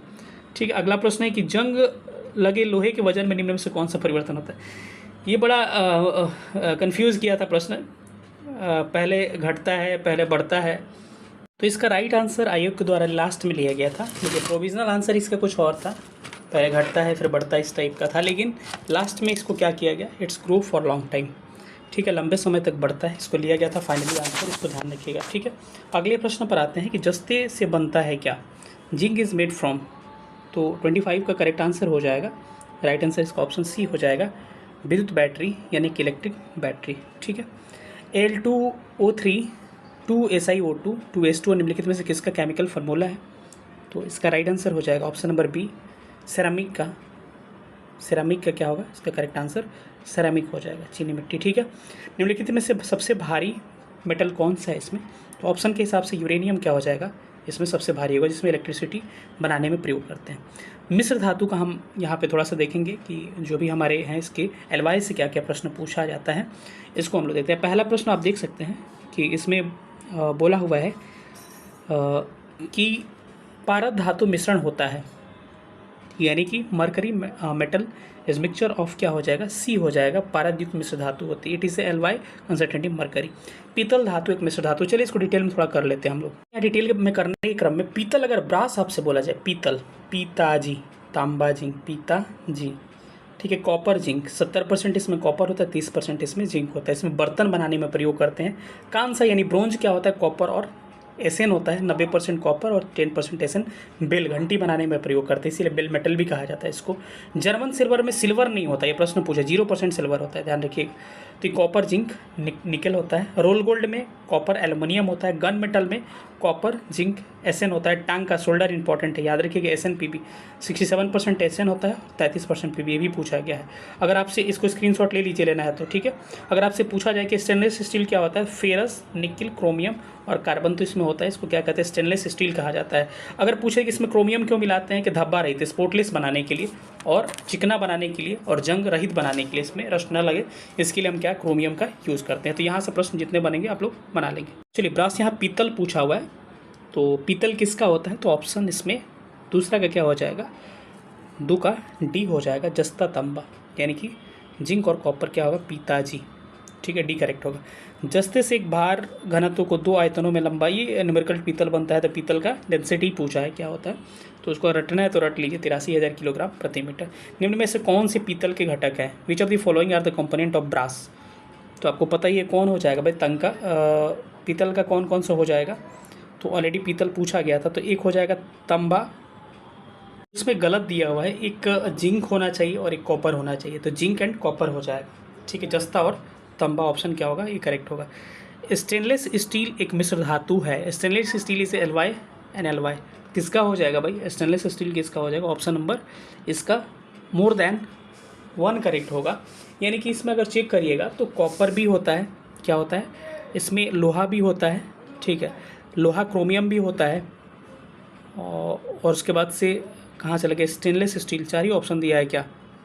ऑप्शन तो मिल ही रहा है इसमें, लोहा और क्रोमियम। हमने क्या बोलता? Nickel, chromium, iron, carbon. ठीक है, इस तो ऑप्शन में क्या है, लोहा क्रोमियम है, सी होगा। निम्नलिखित में से कौन सी धातु संक्षारण नहीं करती है, मतलब कि विच of the following metals does not corrode, corrode कौन कौन नहीं होता है इसमें, तो ऑप्शन नंबर इसको डी हो जाएगा, मोर देन 1 हम ले सकते हैं। मोर देन 1 क्यों लेंगे, क्योंकि इसमें देखिएगा तो सोना भी हो जाएगा और प्लेटिनम भी हो जाएगा, तो क्या होगा, ऑप्शन नंबर डी करेक्ट होगा। अब हम लोग नॉन मेटल पे आते हैं। नॉन मेटल से कुछ सवाल दिए गए और कार्बन और उसके विभिन्न रूप को देखते हैं। ठीक है, carbon in their different forms. Soda water की बोतल खोलने पर कौन सी गैस निकलती है, तो इसमें से निकलने वाली गैस कौन सी है, आपको कार्बन डाइऑक्साइड होता है। ठीक है, अगला प्रश्न, ग्रेफाइट और हीरे के बारे में निम्नलिखित में से कौन सा कथन क्या है, सही है। Following statement about the graphite and diamonds is right. ठीक है, इसमें से कौन सा करेक्ट स्टेटमेंट होगा, तो दूसरा का करेक्ट आंसर हो जाएगा। इसमें उनके पास एक जैसी संरचनाएं होती है, तो गलत है कि they are the similar crystal structure, गलत है।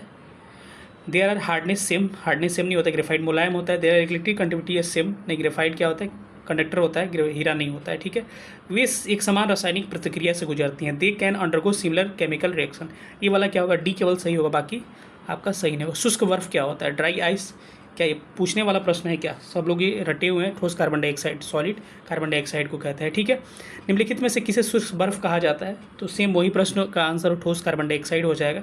शुष्क बर्फ क्या है, ठोस कार्बन डाइऑक्साइड हो जाएगा। निम्नलिखित में से कौन सा किसमें कार्बन नहीं है, तो इसमें इस दिया हुआ ऑप्शन है, इसमें से कार्बन किस में नहीं है, तो हीरा में भी कार्बन होता है, सब में होता है, तो उपयुक्त में से कोई नहीं, नॉन ऑफ दिस क्या होगा, सी करेक्ट आंसर हो जाएगा, यानी कि इसका डी करेक्ट आंसर हो जाएगा। चलिए अगले प्रश्न पर आते हैं। अगला प्रश्न क्या कह रहा है कि निम्न में से सबसे हार्ड इसमें से कौन सा होता है, तो सबसे हार्ड इसमें कौन होगा, ऑप्शन के मुताबिक देखा जाए तो हीरा हार्ड होता है। ठीक है, वाहनों से निकलने वाली गैस कौन सी होती है, तो सबको पता है कार्बन मोनोऑक्साइड होता है। ठीक है, तो 8 का करेक्ट आंसर आप दे सकते हैं कि इसको नहीं लिया गया था आंसर इसका। कार्बन डाइऑक्साइड भी निकलता है, मोनोऑक्साइड भी, लेकिन अगर अधिक आता तब हम कार्बन मोनोऑक्साइड ले सकते थे, इसीलिए इसको काट दिया गया, इसका डिलीट कर दिया गया था प्रश्न को। स्टील को कठोरता प्रदान करने के लिए बढ़ाई जाती है, to provide hardness of steel increased. Steel को हार्ड बनाने के लिए उसमें कार्बन की मात्रा हम क्या करते हैं, अमाउंट ऑफ कार्बन बढ़ा देते हैं। हीरा का अप्रूव होता है। Diamond is a different form, तो इसका करेक्ट आंसर हो जाएगा कार्बन का। ठीक है, हीरे और ग्रेफाइट के बारे में निम्नलिखित में से कौन सा कथन क्या है, सत्य है। सही स्टेटमेंट पूछा है कि इसमें से कौन सा सही होगा, एक से अधिक इसमें से सही लग रहा है, क्योंकि अगर देखा जाए इसमें से देखा जाए तो कोई स्टेटमेंट इसमें करेक्ट नहीं लग रहा है। ठीक है, अगर ध्यान से पढ़िएगा स्टेटमेंट को तो इसमें से कोई करेक्ट नहीं है। कार्य उनकी एक चलकता समान होती है, ये भी गलत है। उनके पास क्रिस्टल स्ट्रक्चर सेम होते हैं, ये भी गलत है। उनके पास डिग्री होता है, ये भी, तो क्या होगा इसका ई क्या होगा, करेक्ट आंसर ई हो जाएगा। ठीक है, अक्रिस्टलीय कार्बन शुद्धतम रूप होता है, तो 12 का करेक्ट आंसर आपका हो जाएगा, ऑप्शन नंबर डी हो जाएगा, दीपक की कालिक, तो ऑप्शन डी इज राइट। अगला प्रश्न पढ़ते हैं। प्रयोगशाला में विकसित हीरे के संदर्भ में हीरे के बीज के रूप में किसका उपयोग किया जाता है, तो 13 का करेक्ट आंसर क्या हो जाएगा, 13 का करेक्ट आंसर आपका हो जाएगा ऑप्शन नंबर इसका ऑप्शन नंबर करेक्ट हो जाएगा, डी करेक्ट होगा, ग्रेफाइट। ठीक है, फुलेरिन अथवा बॉक्यूवल कार्बन परमाणुओं का बना होता है। फुलेरिन बक मिश्रण जिसको कहा जाता है, तो कितने एटम का बना होता है, ये तो आसान सा प्रश्न है, सब लोग जानते हैं इसका। तो इसका करेक्ट आंसर जो होगा कितना हो जाएगा, 60 होगा, जो कि ऑप्शन में नहीं दिया गया, तो नॉन ऑफ दिस हो जाएगा। हाइड्रोजन और उसके यौगिक हम पढ़ेंगे, तो हाइड्रोजन के बारे में हम लोग थोड़ा सा पढ़ लेते हैं कि निम्न अवस्था में हाइड्रोजन परमाणु की कक्षा में एक इलेक्ट्रॉन की चालकता होती है। थोड़ा सा पटांग टाइप का सवाल ये पूछा गया था, तो इसका राइट आंसर क्या हो जाएगा, ऑप्शन नंबर सी हो जाएगा, सी 137 क्या होगा, करेक्ट आंसर हो जाएगा। ठीक है, अगले प्रश्न पर आते हैं। हाइड्रोजन को जलाने की से क्या बनेगा, तो हाइड्रोजन को जलाइएगा तो पानी बनेगा, तो ऑप्शन नंबर क्या होगा, डी करेक्ट होगा।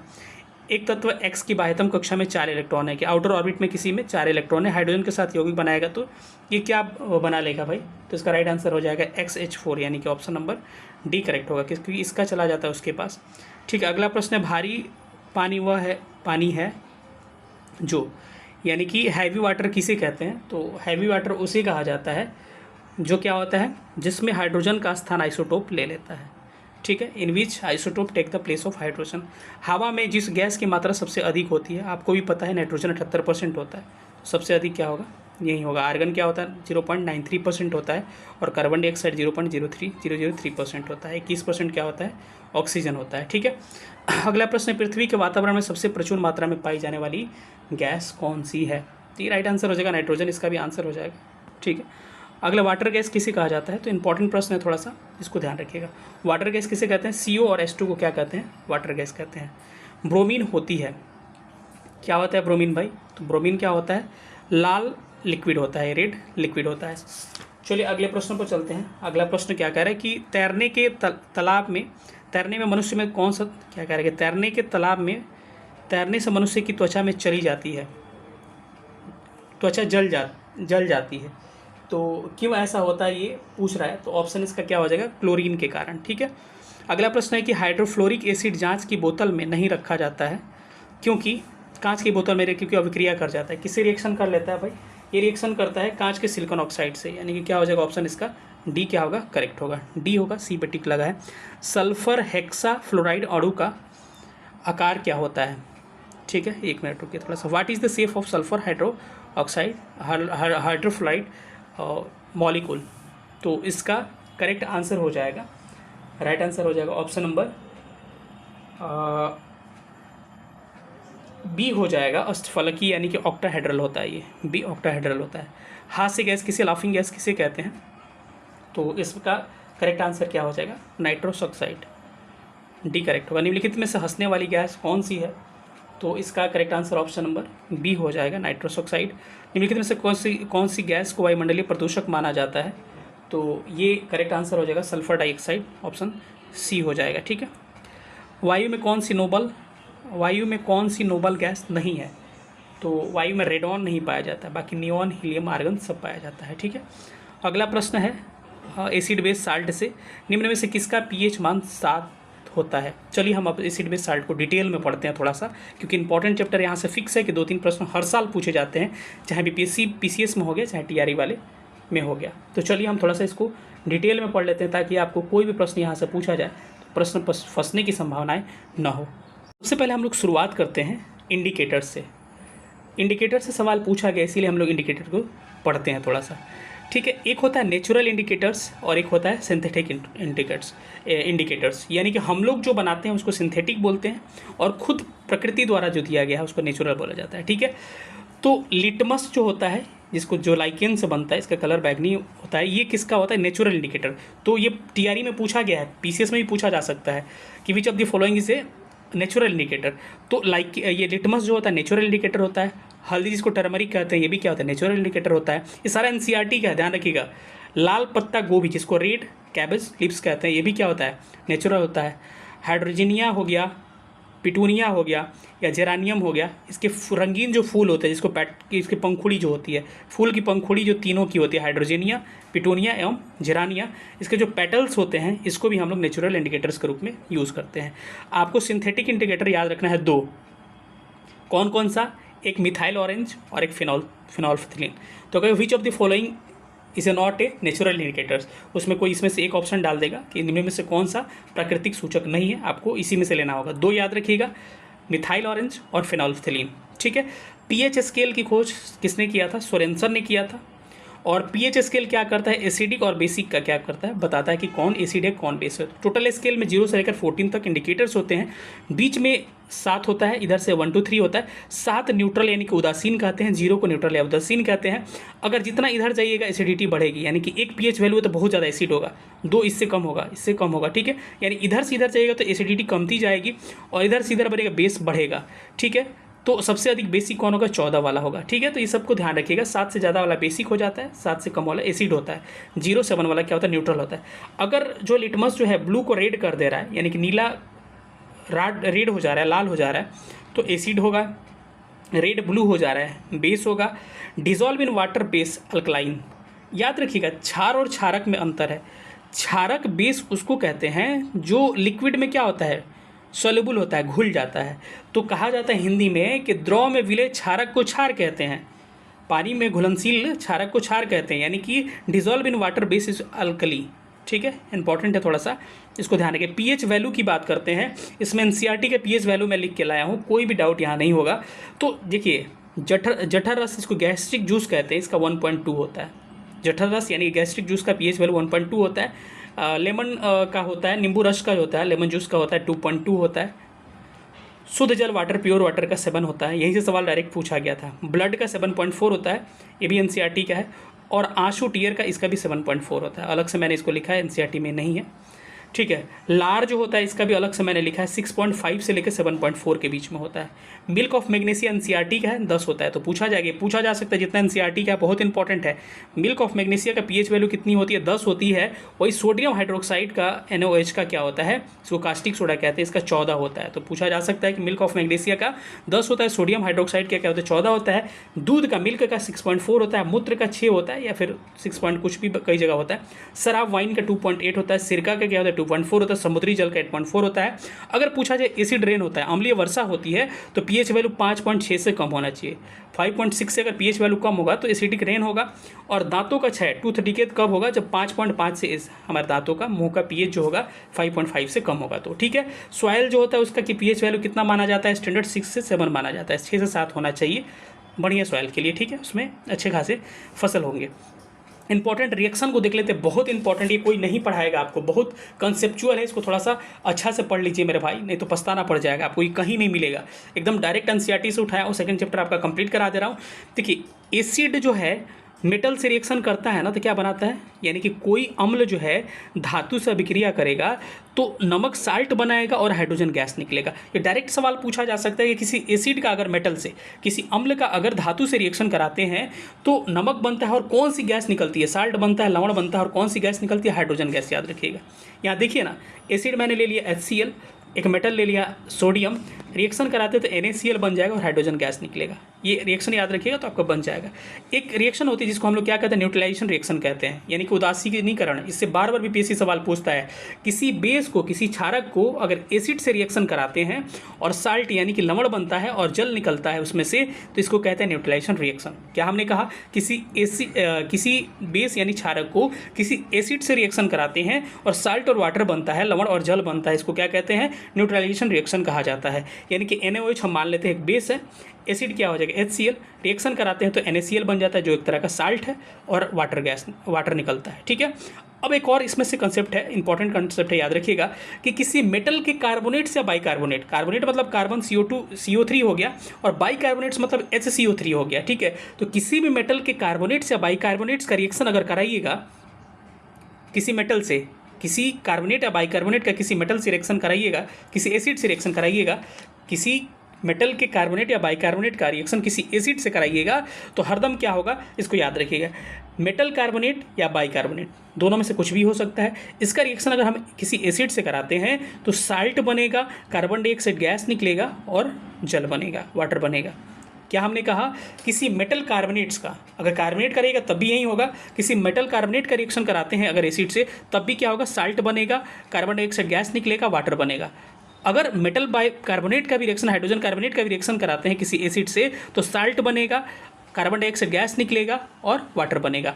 देख लीजिए यहाँ नीचे एग्जांपल मैंने दिया है कि यहाँ हमने कार्बोनेट का रिएक्शन कराया, Na2CO3, सोडियम कार्बोनेट का रिएक्शन हमने हाइड्रोक्लोरिक एसिड किसी एसिड से कराया है, किसी कार्बोनेट, मेटल है ना सोडियम, इसका कार्बोनेट, मेटल कार्बोनेट का रिएक्शन हमने किसी एसिड से कराया, तो क्या बनेगा भाई, रूल के अकॉर्डिंग साल्ट बनेगा, 2NaCl साल्ट हो गया, कार्बन डाइऑक्साइड गैस निकला, हाइड्रोजन यानी कि जल बना, ठीक है। किसी मेटल बाइकार्बोनेट, मेटल मतलब सोडियम, बाई मतलब HCO3, मेटल बाइकार्बोनेट का भी रिएक्शन अगर किसी एसिड से कराइएगा तभी साल्ट बनेगा, वाटर बनेगा और कार्बन डाइऑक्साइड क्या होगा, गैस निकलेगा। इसको याद रखिएगा, बहुत बहुत बहुत इंपॉर्टेंट है और ये डीप कंसेप्ट है, यहाँ फंस जाइएगा अगर पूछ दिया तो, ठीक है। नोट याद रखिएगा, मेटालिक जो ऑक्साइड होते हैं यानी धात्विक ऑक्साइड जो होते हैं, किसी भी धातु का ऑक्साइड, जैसे CaO, ये धातु है ना ऑक्साइड, इसका ये किस नेचर के होते हैं, ये धात्विक ऑक्साइड क्षारीय प्रकृति के होते हैं, यानी कि बेसिक इन नेचर होते हैं। वहीं अधातु जो होते हैं यानी कि नॉन मेटालिक ऑक्साइड जो होते हैं, अधातु के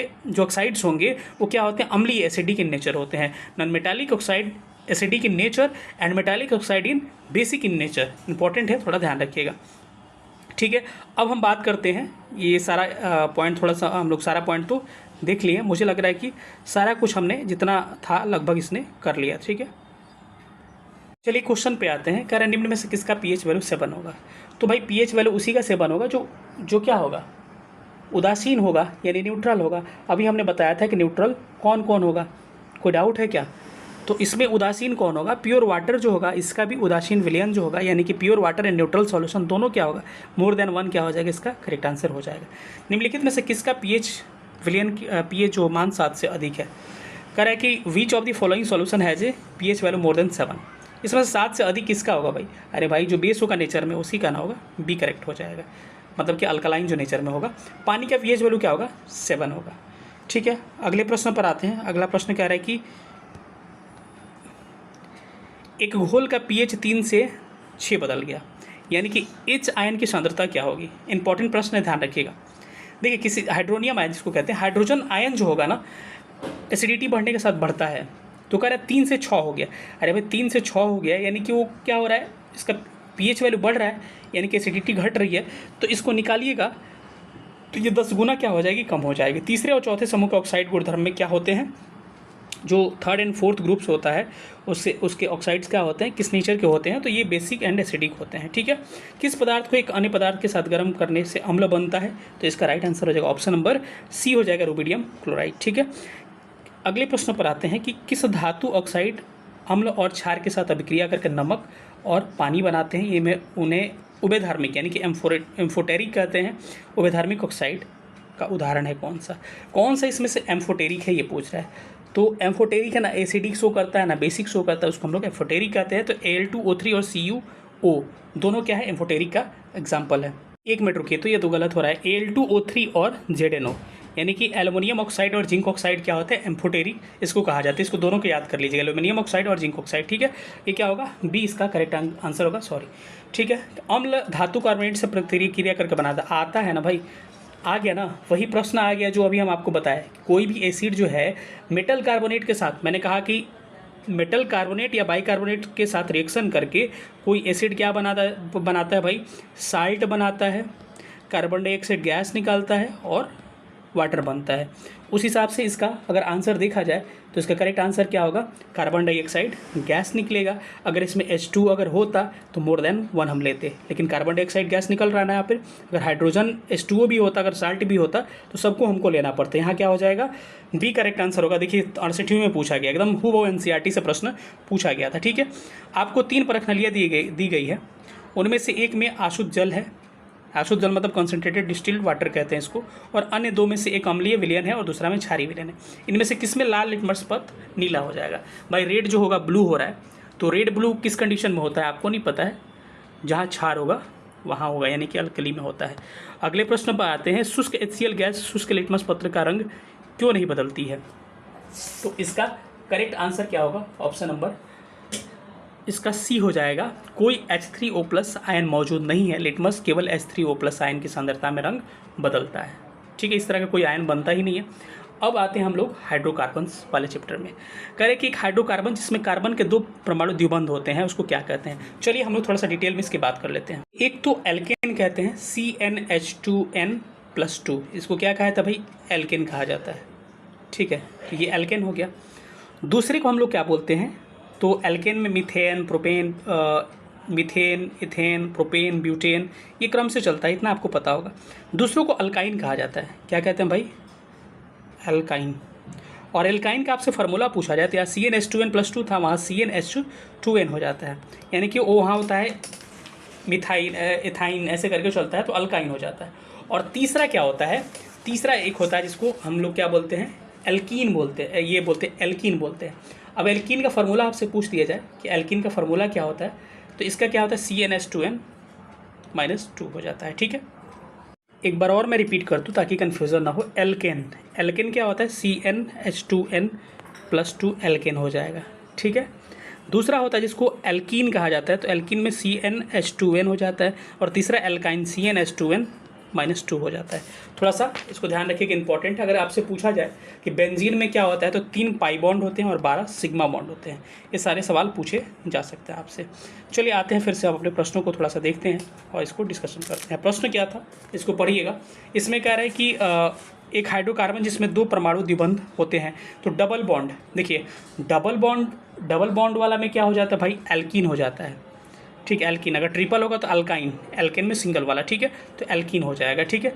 सभी जैव यौगिक का अनिवार्य मूल तत्व है, एसेंशियल चीज़ सभी के लिए क्या होता है, कार्बन ही होता है। ऑप्शन क्या होगा इसका, सी करेक्ट हो जाएगा।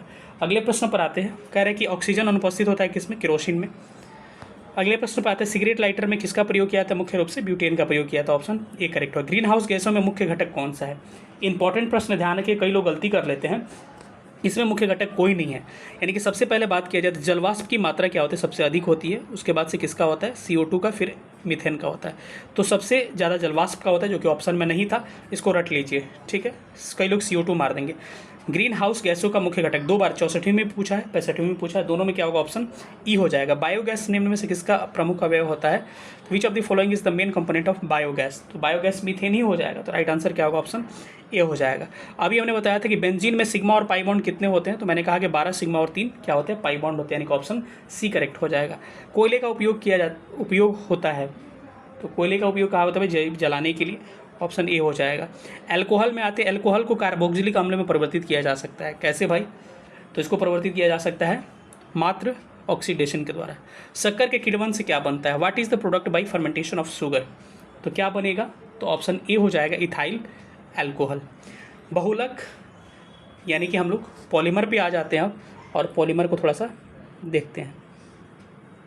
चलिए इसमें देखिएगा, तो कह रहे हैं कि प्राकृतिक रबर किसका बहुलक होता है, नेचुरल जो रबर होता है वो किसका पॉलीमर होता है, ये सबको पता है, आइसोप्रीन का होता है। प्राकृतिक रबर किसका बहुलक होता है, आइसोप्रीन हो जाएगा, ये कोई जानने वाला प्रश्न नहीं है। टेफ्लॉन निम्नलिखित में से किस एकलक बहुलक का है, यानी कि Teflon is a polymer of which of the following monomers, ठीक है। तो इसका करेक्ट आंसर क्या हो जाएगा, तो इसका राइट आंसर आपका हो जाएगा ऑप्शन नंबर ए, यानी कि टेट्रा फ्लोरोएथिलीन। टेफ्लॉन को क्या कहते हैं, देखिए नॉन स्टिक जो कढ़ाई होता है, जिसमें नहीं होता है बर्तन में चपकने वाला नहीं हो, जैसे कुकर अंदर बनता है प्लेन वाला आजकल आ रहा है, उसको टेफ्लॉन कहते हैं। इसका नेम क्या है, टेट्रा फ्लोरोएथिलीन इसका नेम है, टेट्रा फ्लोरोएथिलीन, ध्यान रखिएगा। बैकेलाइट में निम्नलिखित में किसके संघनन से बनता है, Bakelite is form by concentration of the following. तो बैकेलाइट बनाने के लिए हम लोग क्या करते हैं, तो बैकेलाइट के लिए हम लोग करते हैं फिनॉल और फॉर्मल्डिहाइड का प्रयोग करते हैं, ऑप्शन क्या होगा, बी करेक्ट हो जाएगा। अब इसमें क्या करना है, हमको थोड़ा सा मैचिंग करना है, इसमें से कौन सा करेक्ट होगा हम लोग थोड़ा सा देख लेते हैं, ठीक है। इसमें देखिएगा तो एस्पार्टम जो होता है इसका 3 हो जाएगा। कृत्रिम आर्टिफिशियल क्या होता है, स्वीटनेस आता है, मतलब कि शुगर वगैरह जिसको होता है उसको मीठा करने के लिए हम प्रयोग करते हैं, ठीक है। फ्रेयान जो होता है क्या होता है, फ्रेयान संश्लेषित रबर है, यानी कि सिंथेटिक रबर होता है, ठीक है। फ्रेयान जो होगा, एक मिनट रुके ना, एक मिनट, फ्रेयान जो होगा प्रशीतक होगा, क्या होगा, प्रशीतक होगा, यानी कि रेफ्रिजरेंट होगा, ठीक है। और बात करें कि नियोप्रीन क्या होगा, तो आइसोप्रीन का बहुलक हो जाएगा, तो नियोप्रीन जो होगा संश्लेषित रबर हो जाएगा, यानी कि क्या हो जाएगा इसका, ये हो जाएगा, ठीक है। 3 का 4, ये 4 हो गया, 1 हो गया, एक बचा अब कौन सा, बेनाड्रिल। बेनाड्रिल किसका होगा, प्रति हिस्टोमिक हो जाएगी, यानी कि इसका दूसरा हो जाएगा, यानी कि इस हिसाब से सी ऑप्शन क्या होगा, करेक्ट होगा। एक बार इसको ठीक से देख लीजिए। बुलेट प्रूफ जो जैकेट हम लोग पहनते हैं उसमें किसका प्रयोग किया था, इंपॉर्टेंट प्रश्न, थोड़ा सा याद रखिएगा, इसको भूलिएगा नहीं।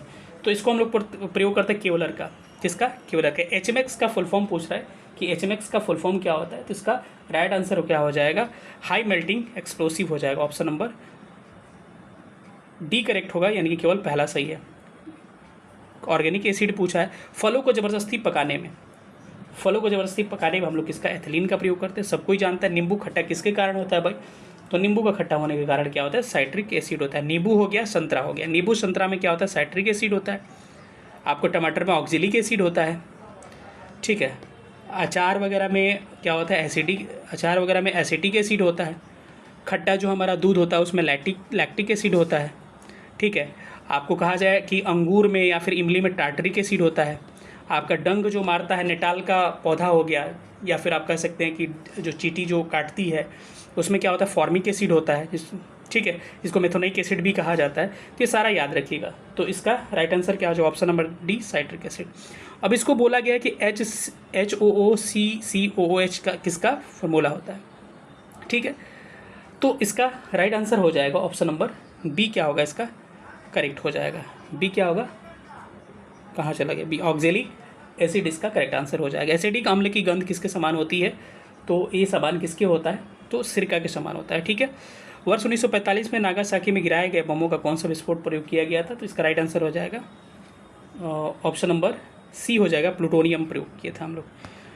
ठीक है। निम्न में से किस रसायन के कारण पटाखा फूटने पर चमकदार लाल रंग निकलता है? जो पटाखा फोड़ते हैं तो किसके कारण लाल रंग निकलता है? तो स्ट्रोंसियम के कारण ये होता है, सबको पता है। विस्फोटक जो होता है नाइट्रोग्लिसरीन जो होता है क्या है? तो नाइट्रोग्लिसरीन एक तरह का क्या है आपका?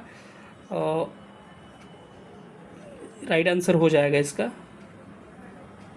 एक तरह का क्या है? एस्टर है ये। ठीक है। वह उपकरण जो ईंधन की रासायनिक ऊर्जा को सीधे विद्युत ऊर्जा में कन्वर्ट करता है। Convert chemical energy into electrical energy क्या होगा भाई? इसका राइट आंसर हो जाएगा ऑप्शन नंबर सी हो जाएगा, ईंधन सेल हो जाएगा, यानी कि फ्यूल सेल हो जाएगा। ठीक है।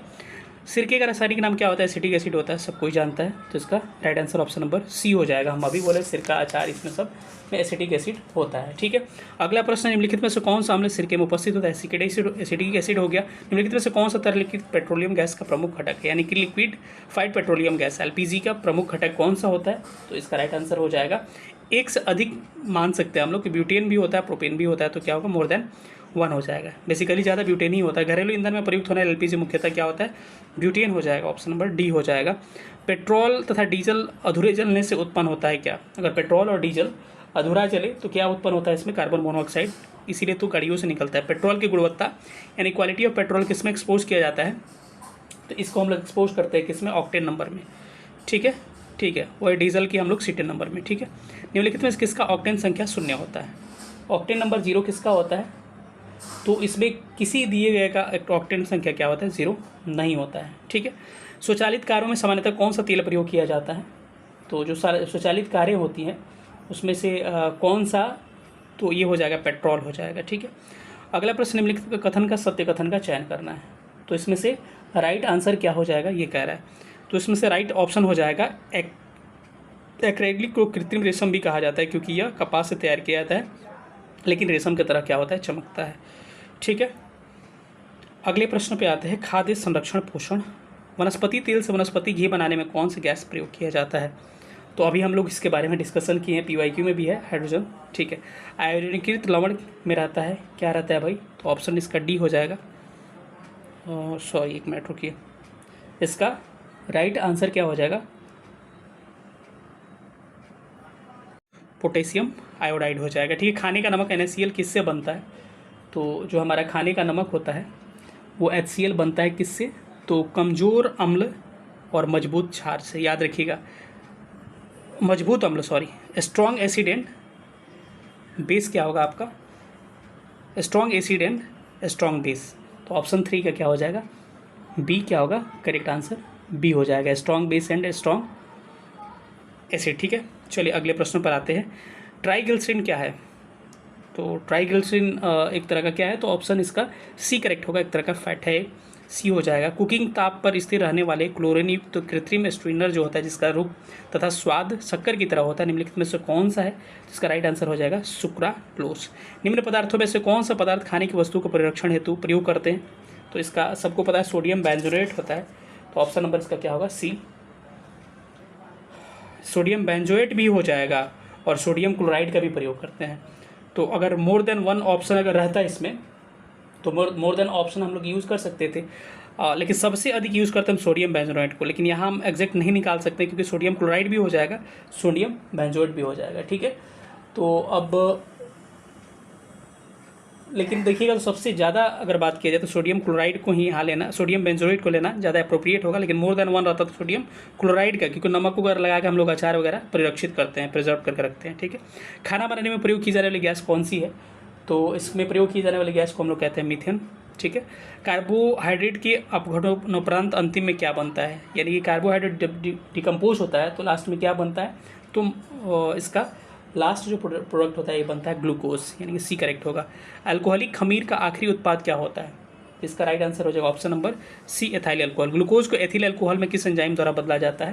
तो इसका राइट आंसर होगा ऑप्शन नंबर सी, जाइमेज के द्वारा। ठीक है। ग्लूकोज का सूत्र क्या होता है? ग्लूकोज का सूत्र सबको पता है, इसमें बताने वाली कोई बात नहीं, ऑप्शन नंबर सी हो जाएगा, C6H12O6। ठीक है। मच्छर भगाने की वाली दवाओं में सक्रिय रूप से क्या हम लोग यूज़ करते हैं? तो ये हो जाएगा आपका ऑप्शन ये एलिथ्रीन। ठीक है, अगले प्रश्न पर आते हैं कि इसमें एक दिया हुआ है कुट, और इसको क्या कर रहा है हम लोग को मैच कर रहा है। चलिए इसको मैच करके हम लोग देख लेते हैं। ठीक है, तो इसको मैचिंग करते हैं, उस हिसाब से हमारा हो जाएगा।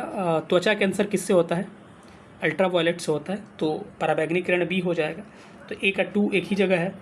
और उस हिसाब से देखा जाए तो ध्वनि प्रदूषण जो होगा आपका ये डेसिबल हो जाएगा, ये 3 हो जाएगा। वैश्विक तापमान अगर ग्लोबल वार्मिंग की बात किया जाए तो कार्बन डाइऑक्साइड हो जाएगा। ओजोन क्षेत्र क्लोरोफ्लोरोकार्बन हो जाएगा। इस हिसाब से इसका ऑप्शन क्या हो जाएगा?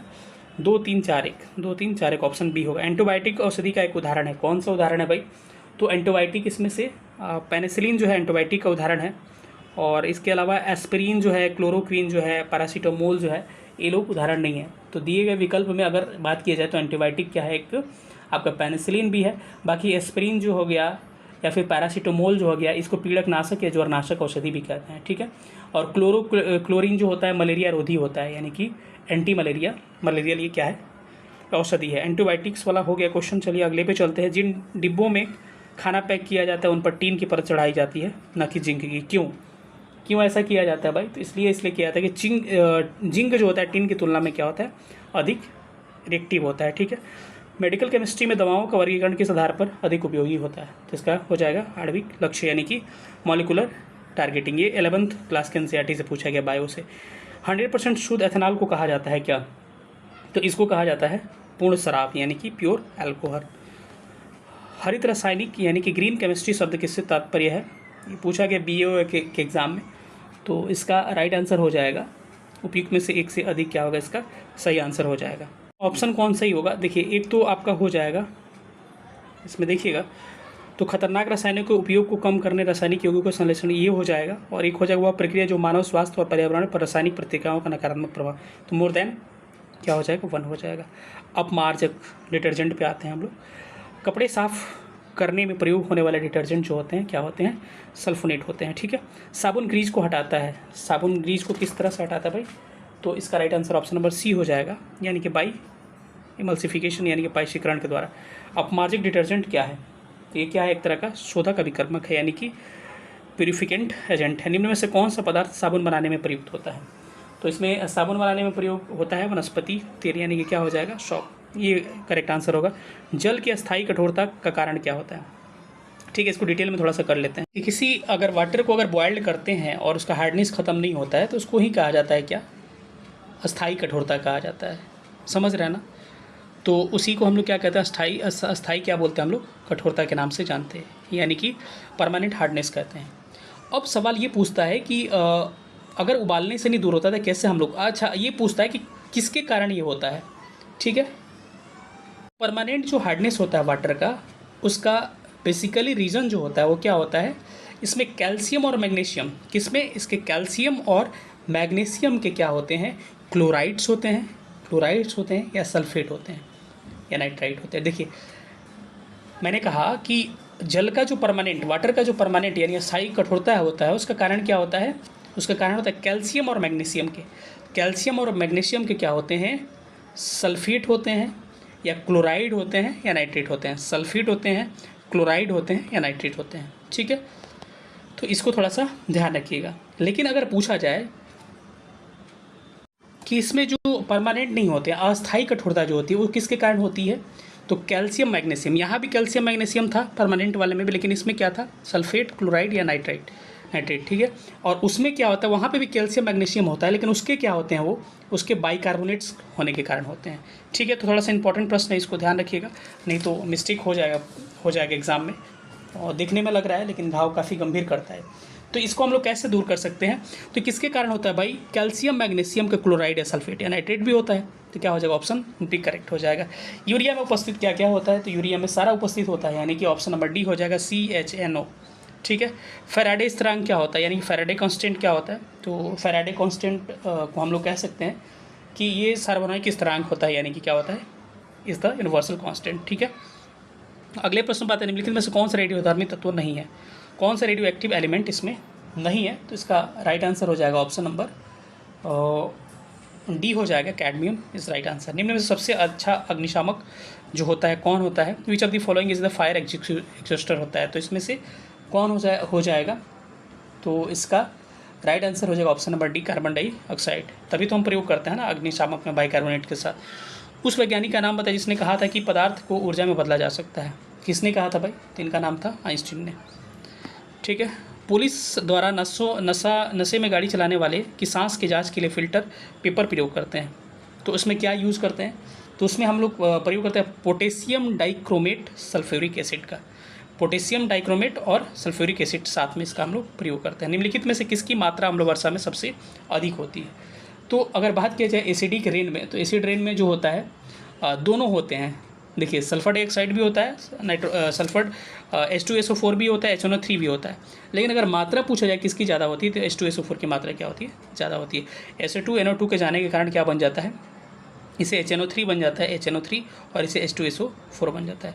एसिडिक रेन होती है, क्या होती है भाई, क्यों होती है? अम्ल वर्षा होती है। तो इसको क्या किया गया था? प्रश्न को डिलीट कर दिया गया था क्योंकि कई रीजन्स इसके हो सकते थे। ठीक है। अम्ल वर्षा के घटक क्या होते हैं, यानी कंपोनेंट इसके क्या क्या हो सकते हैं? तो वही हो गया, डी हो जाएगा, यानी कि ए और बी दोनों होगा। मिश्रण के में विभिन्न द्रवीभूत घटकों को उपयुक्त पदार्थ का अधिशोषण द्वारा अलग करने की प्रक्रिया को कहते हैं। तो इस प्रक्रिया को हम लोग क्या कहते हैं? इसका राइट आंसर हो जाएगा ऑप्शन नंबर सी हो जाएगा, क्रोमेटोग्राफी। ठीक है। अगले प्रश्न पर आते हैं कि एक्सरे में वर्णाक्षर एक्स जो होता है, तो ये क्या होता है? तो ये होता है आपका अननोन, अज्ञात होता है। कौन सी गैस अपने ग्रीन हाउस प्रभाव में ग्लोबल वार्मिंग में योगदान देती है? एक से अधिक हो जाएगा भाई, कि इसका भी योगदान, इसका भी योगदान, सबका योगदान होता है। ऐसे पदार्थ जो बिना रासायनिक प्रतिक्रिया के अन्य पदार्थों से नमी को आसानी से अवशोषित कर लेते हैं कहे जाते हैं, क्या कहे जाते हैं? इसमें इसका राइट आंसर हो जाएगा ऑप्शन नंबर, इसका ऑप्शन नंबर आपका क्या हो जाएगा? ए हो जाएगा, जल शुष्क, यानी कि डेसिकेंट हो जाएगा। ठीक है। कार्बन मोनोऑक्साइड से प्रदूषित वायु में सांस लेना खतरनाक होता है। क्यों खतरनाक होता है भाई? क्योंकि CO हीमोग्लोबिन के साथ संयोजन करता है। CO combines with haemoglobin. ठीक है। निम्नलिखित में से कौन सा प्रतिक्रिया दर को धीमा कर देता है? तो इसमें धीमा कौन करता है? तो इसका राइट आंसर होगा, कोई इसमें धीमा नहीं करता, नॉन ऑफ द अबव। ठीक है। इसके साथ ही हम लोग क्या करते हैं, इस सेशन को ख़त्म करते हैं। सारा हमारा क्वेश्चन समाप्त हो गया। और कैसा लगा सेशन सब लोग बताइएगा, ज़रूर हमको बताइएगा सेशन कैसा लगा, और अपनी प्रतिक्रिया आपको ज़रूर देना है कि कैसा हमारा सेशन लगा और क्या एक्सप्लेनेशन सही लगा कि नहीं। अगला जो हमारा वीडियो होगा बायोलॉजी का होगा, तो सब लोग सेशन को लाइक करिए। अगर अच्छा लगा तब चैनल को सब्सक्राइब करिए, नहीं लगा तो मत करिएगा। ठीक है। तो अच्छा लगा तो चैनल को सब्सक्राइब करिएगा, सेशन को खूब शेयर करिएगा, स्टेटस लगाइएगा, ताकि जितना अधिक जल्दी जाएगा, क्योंकि फिजिक्स का लगभग 11 के होने वाला है, 11,000 व्यूज़ जाने वाला है, लगभग 11,000 हो चुका है। ठीक है। तो अगर वैसे ही आपका प्यार मिलता रहा तो जल्द से जल्द बायोलॉजी का वीडियो लाएंगे, क्योंकि मेहनत काफ़ी ज़्यादा लगता है, तो थोड़ा समय लगेगा। ठीक है। तो चलेंगे, मिलेंगे अगले सेशन में, तब तक अपना ख्याल रखिएगा। Thank you so much. जय हिंद।